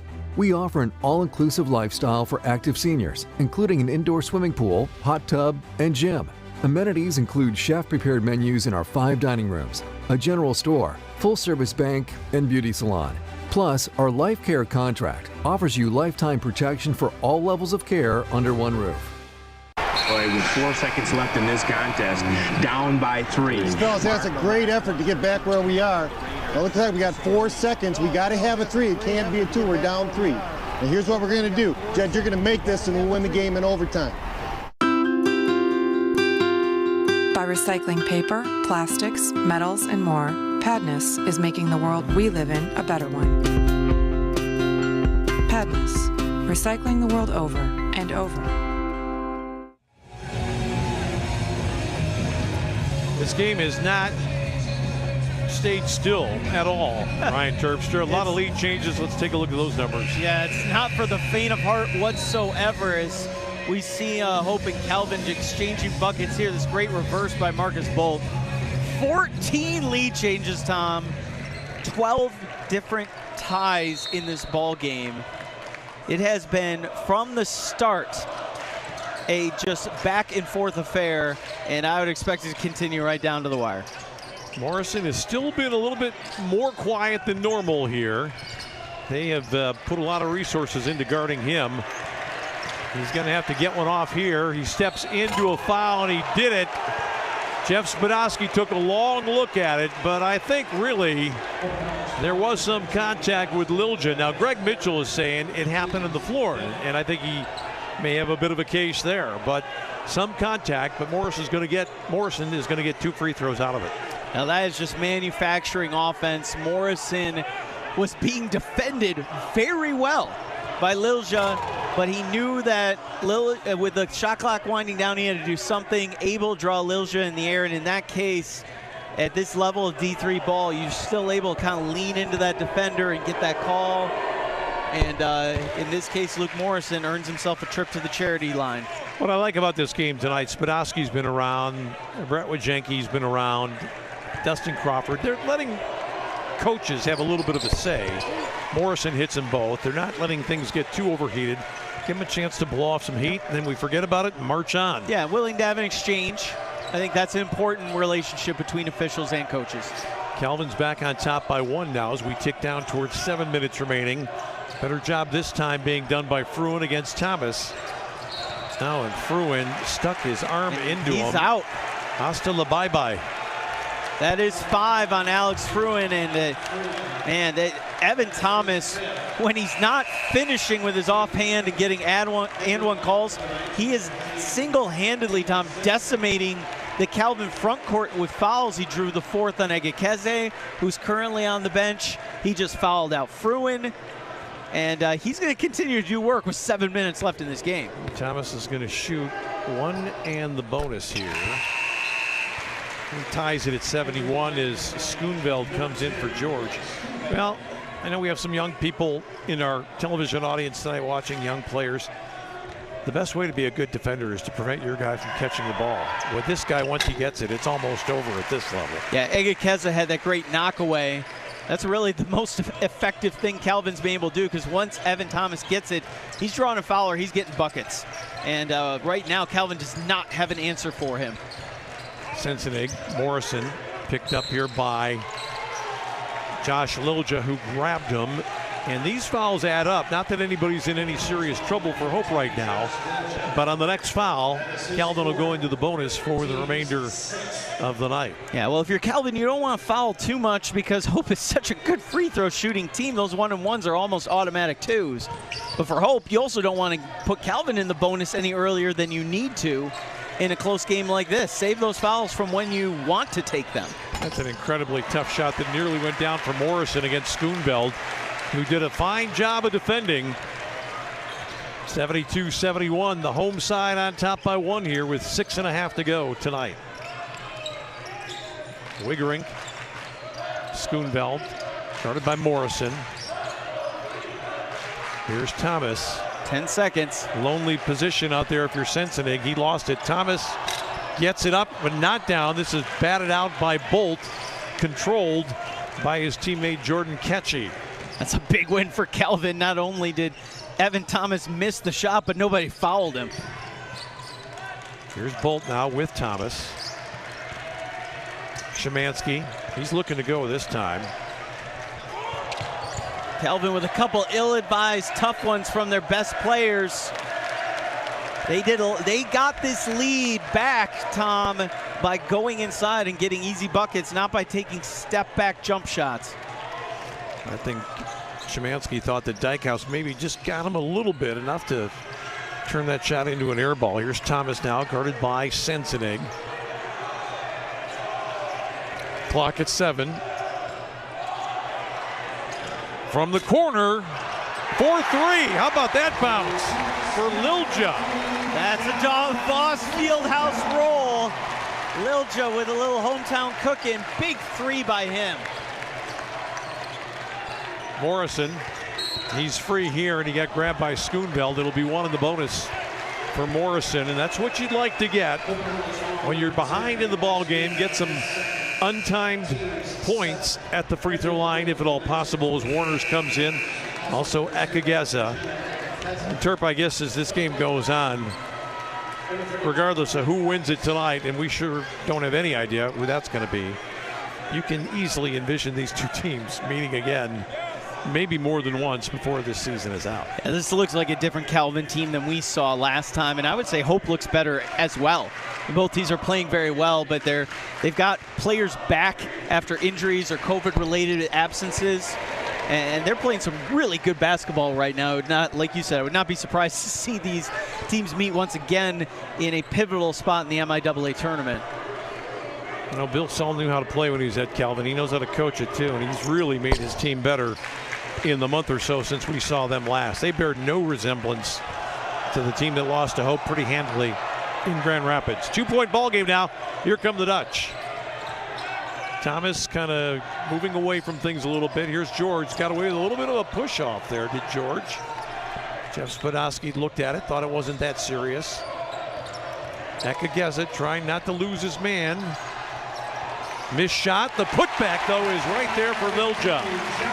Lilja has had some troubles with fouls and getting into the groove, and he has really shown up here in these last couple minutes for Hope with a 3 and now a putback.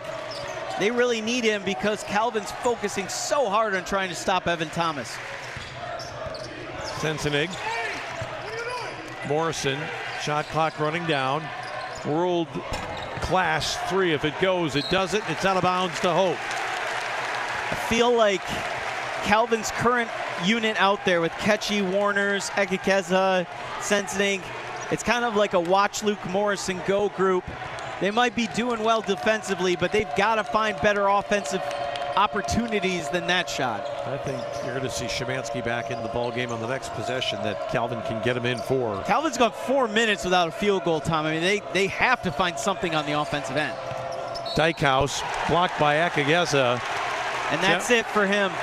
Spadowski made the call, and Bill Saul is really hot. You got Kelvin coaches out on the floor here. Ekageza has picked up number 5, and Bill Saul is having his say, and Spadowski's going to let him go as we will get Bolt back into the ball game. 2 players have fouled out. Szymanski's back on. Departing is Ketchy, and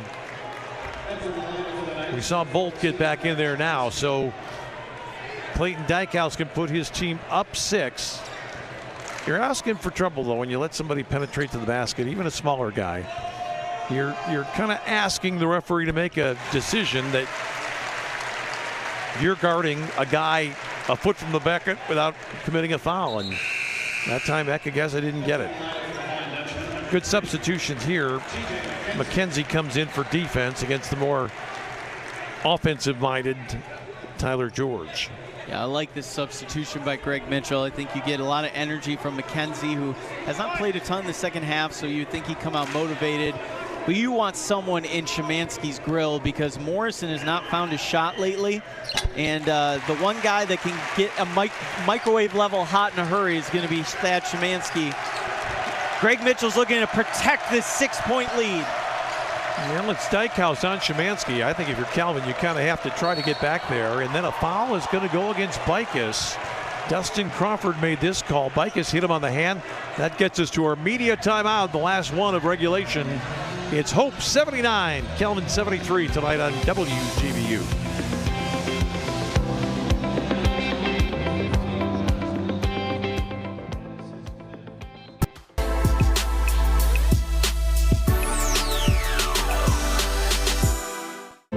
I'm so excited about this new space that's going to be filled with life. It's going to be filled with activity. It's going to be a warm and inviting space. We pray for the students who will learn here for generations to come. You're raising up entrepreneurs, marketers, accountants, and so many others who want to learn how the practices of business can be done to the glory of God. Use this building, Creator God, and use us.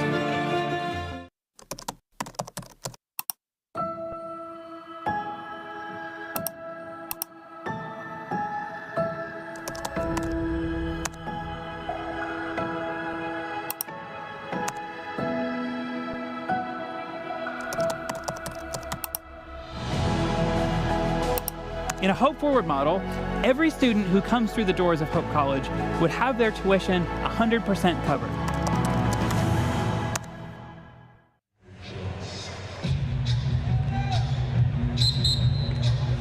All right, things getting critical here for the visitors, trailing by 6 now after leading twice by 8 here in the second half. We were tied at halftime at 45. As predicted, Turpin slowed down a little bit as the game has gotten more physical.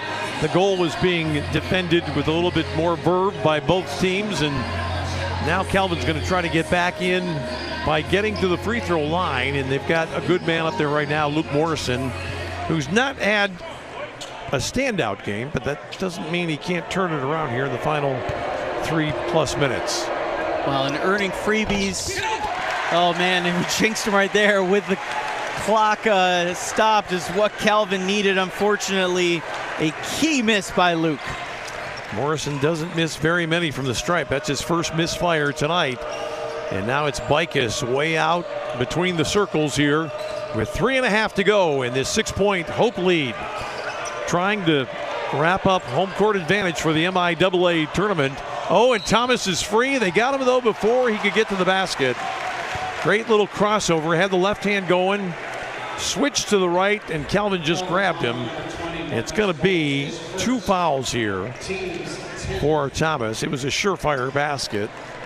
This may work out exactly the same way. Well, if we're going to jinx Luke, might as well talk about how well Hope's done. 11 of 12 so far from the free throw line in the second half. They're 19 of 22 so far in the game. Make that 20 of 23 from the free throw line, Tom. I mean, that is a difference-making stat in a game like this.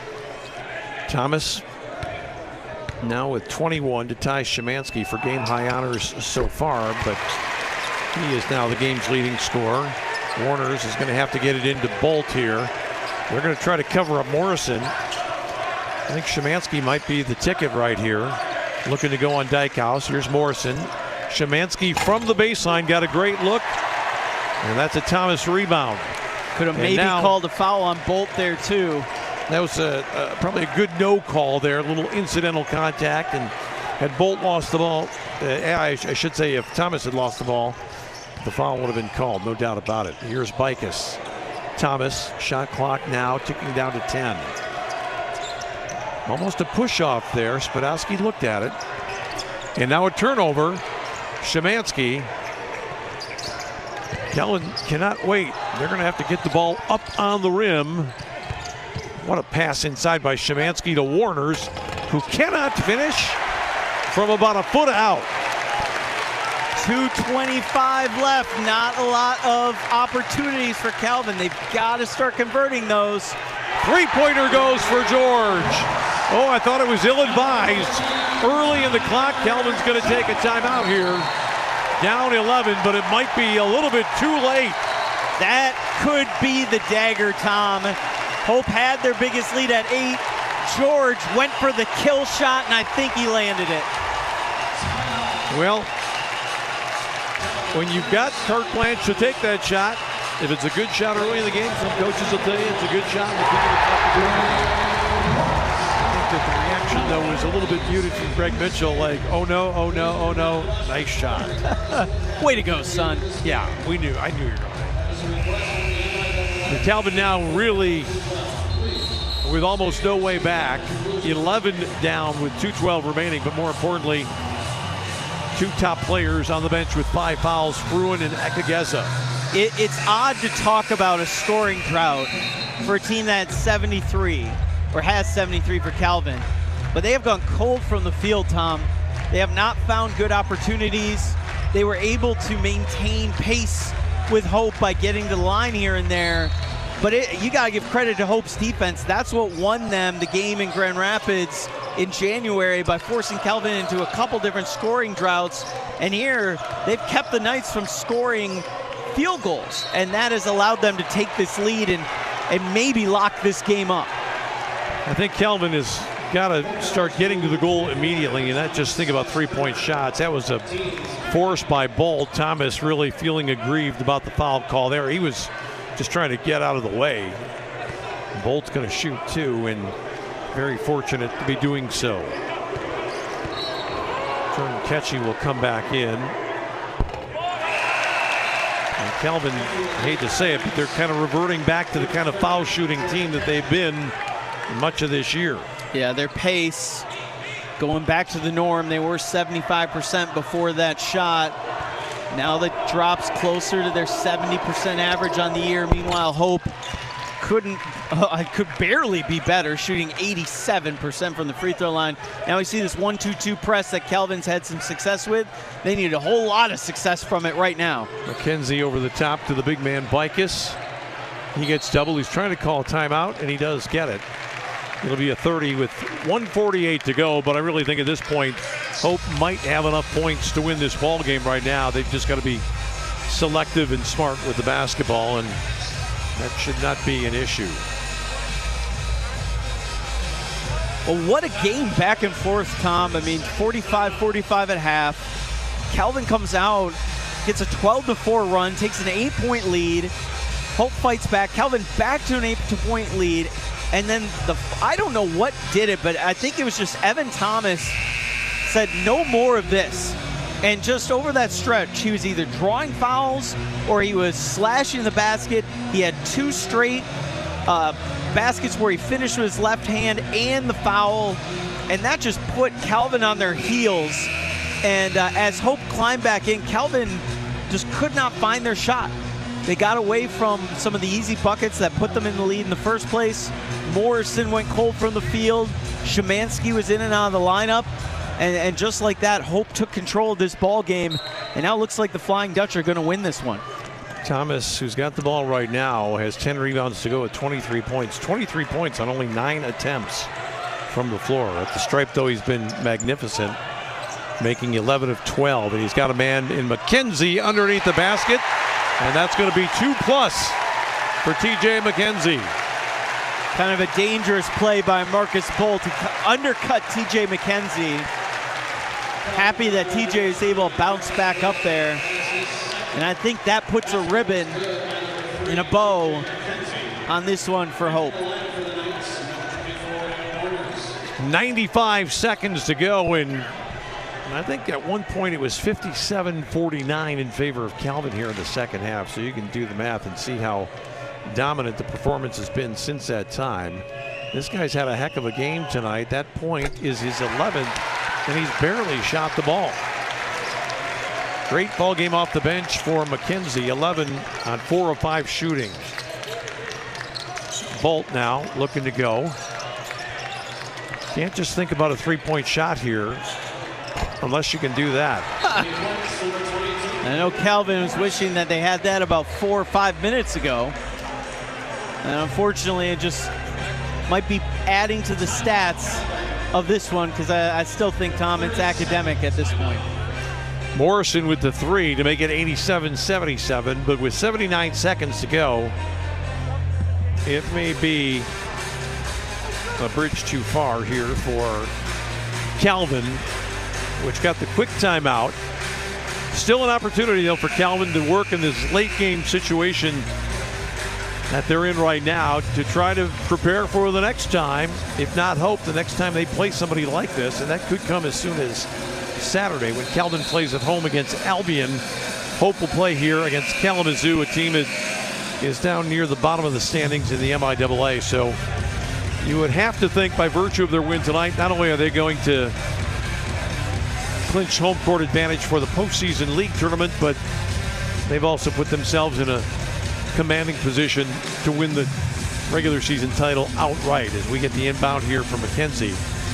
Morrison, by the way, with 17 on the night, but it hasn't been a typical performance for him. Only 5 of 14 from the floor. Yeah, and he came in shooting 45% from 3 in the last 5 games. Certainly did not achieve that in this one. Meanwhile, Evan Thomas gets the assist. He's got 23 points, but as you see Tyler George laying it in. Hope's got 6 players in double figures, Tom. Tells the story of how balanced this Flying Dutchman effort was this evening. After the bucket by George, the quick answer by Bolt to make it 89-79. And we talked when it was 45-45 at halftime, and we said probably both these coaches realize if they give up 45 again in this half, they're going to go home sad. And Calvin is just one away from doing that. 89 for Hope, 79 for the Knights. Exactly 1 minute left to go. Yeah, I think Calvin just didn't get enough from their stars in the second half. They found some success with Emmett Warners, with Sensei going inside. But after that, going cold and not getting contributions from Szymanski. Egekezo was really just trying defensively, but was limited by foul trouble. They didn't have that other person step up. And with Hope getting 6 players in double figures, and we're seeing, 23, 14, 11, 11, 11. These are big contributions from all over the place, whether it be starters or bench players for Hope. And that was a big difference for them in the second half, Tom, to remain as effective offensively as they were in the first half. Hope with 6 in double figures, as you mentioned, Terp. Calvin could end up with 5. They've got 3 people, 21 for Szymanski, 17 for Morrison, 10 for Fruin, but Sensen and Bolt both have 9. Bolt had 9 in the first game against Hope. That might be his number. But we're going to see some more points scored here, and we'll see how Hope handles the pressure here. They've done it quite nicely against this full court zone press that Calvin is switching to the man-to-man right here with Jordan Ketchy playing well off the ball at half court. Yeah, it looks like they thought Hope would draw something up for that 1-2-2, and now they're going full court trap. And Szymanski lays the foul on Dykhouse. I think that's 4 on Szymanski. He had 2 early, and then got his third net to go out. He's really not played as many minutes in this game that they would have liked to have had him available for.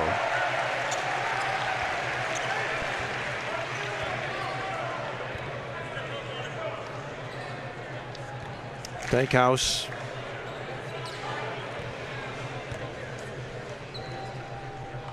Five out of 5 at the line now as Warners comes in and Ketchy goes out.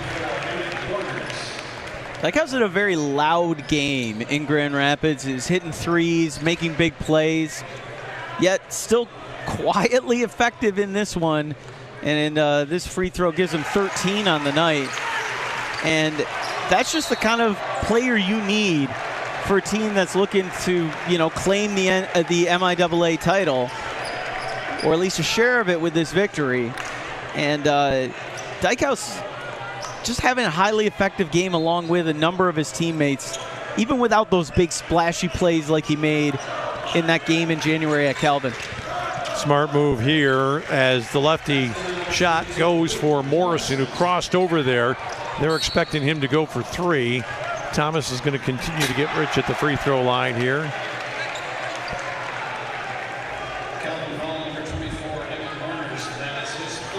Third foul on Warners. Thomas will shoot more free throws here.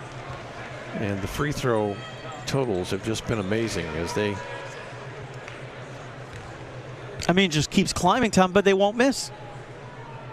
And they're starting at their 3rd dozen right now. That's the 25th made free throw of the night for Hope. That's the biggest announcer jinx I can lay on Evan Thomas is he hit the rim first instead of just swishing his free throw.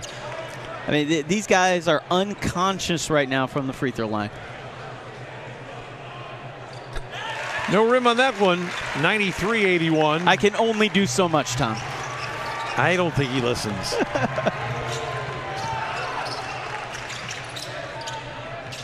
That shot will not go for Cincinnati. Bicus pulls it down. And now Bill Saul is saying we don't want to foul anymore. Dykhouse is going to dribble for a while. We are approaching our final score here. I'm not sure we're there just yet because it's going to probably be a shot clock violation. Calvin might have one more chance. They got about 6 second differential, so we'll see if the Knights even attempt a shot.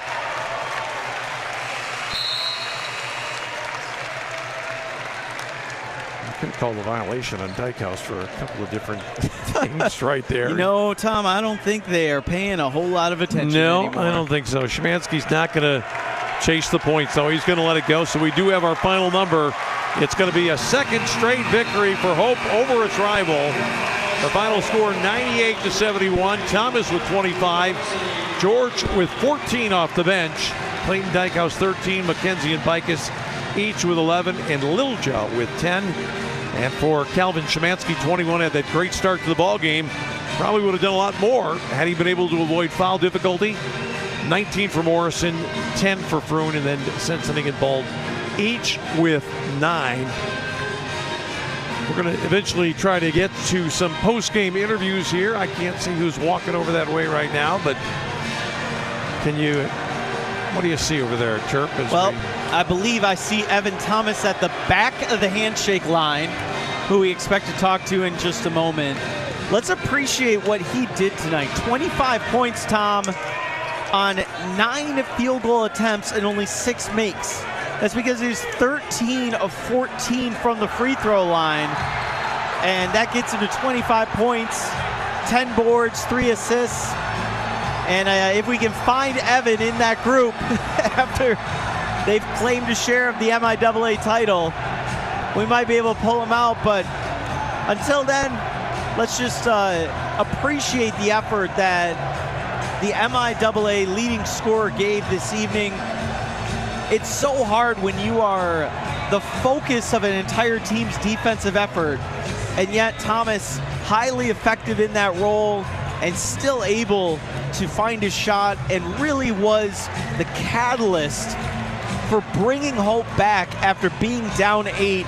Which kind of surprisingly, with Calvin coming out in the second half on fire, getting that 12-4 run, and then taking, Thomas just taking the team on his back and fighting them back and being able to get the victory here for Hope tonight. All right, we'll take a short break right here tonight at the DeVos Fieldhouse in Holland. We'll come back and try to grab somebody to talk to about this terrific comeback win in the second half for the home side. The Dutch beat Calvin 93-81. We'll be back with more in just a moment on WGVU.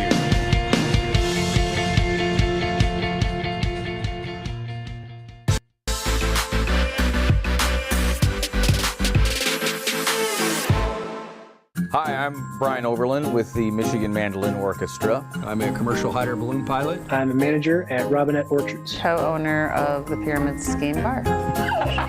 Improv is something that you can't teach. Hot air ballooning is a passion of mine. I've been flying since 1985. Grand Rapids is incredibly lucky that we have the caliber of artists. I just want to see it grow and continue to thrive. Songs at the Center features music from the Heartland. And on this special edition, we're featuring important Black artists as we celebrate Black History Month. 6 feet apart, won't stop us. Don't need to hold you in my arms. I still know you in the dark.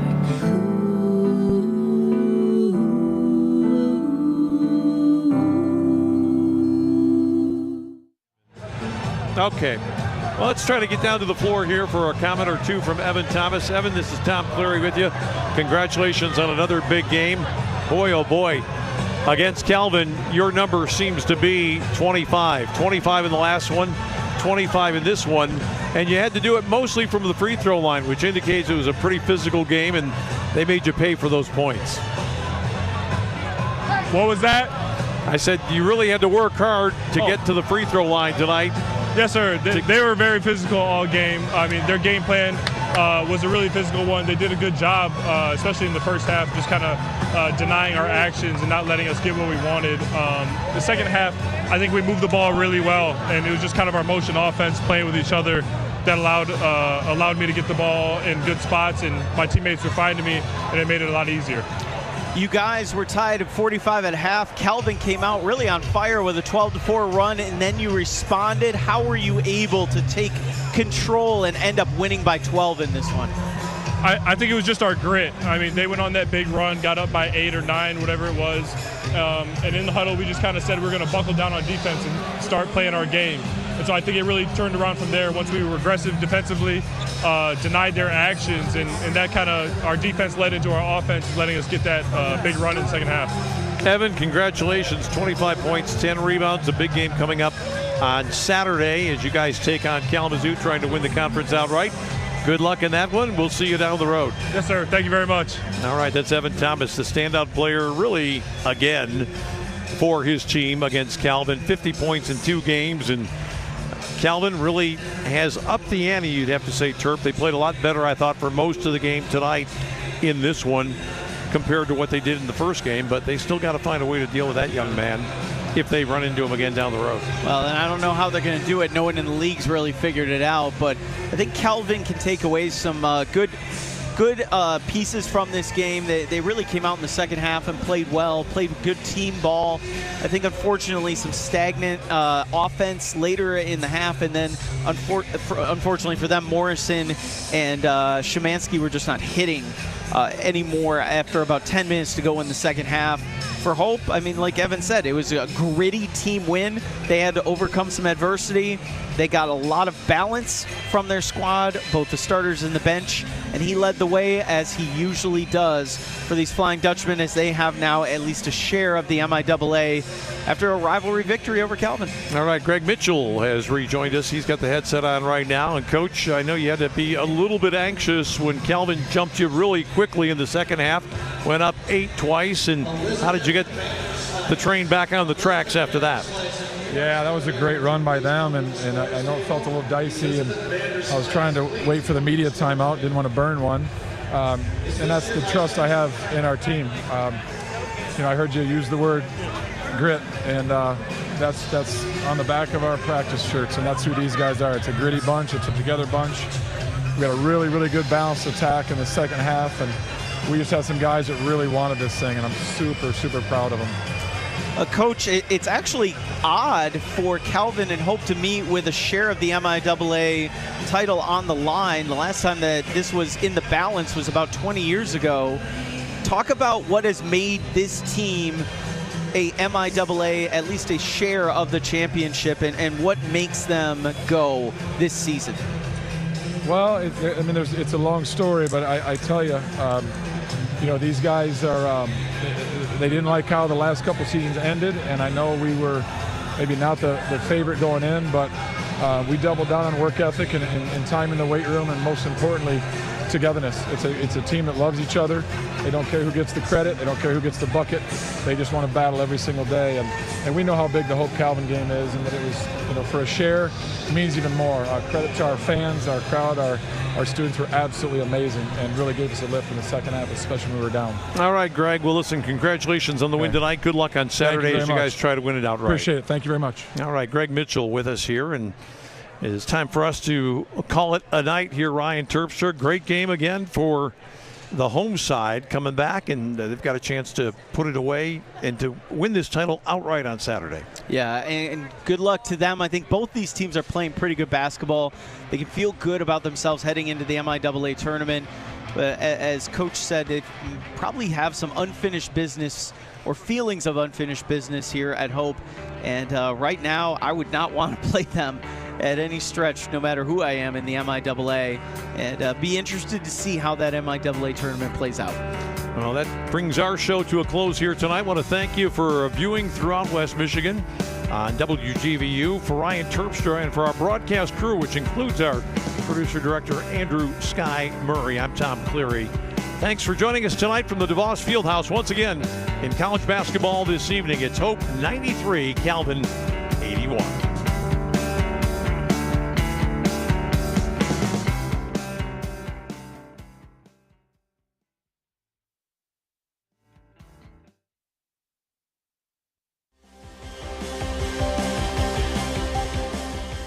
Today's game is brought to you in part by Eastern Floral, serving the floral needs of Grand Rapids for over 70 years. Cunningham Dolman PC Attorneys at Law, accessible, responsive, effective. The Community Foundation of the Holland Zeeland area, today, tomorrow, forever. LVZ Financial Planning, peace of mind for whatever comes next. Freedom Village, enriching the lives of those we serve with compassion, respect, excellence, and integrity. The Gentex Corporation, today's features, tomorrow's technology. Padnos, paper, plastics, metal, and more.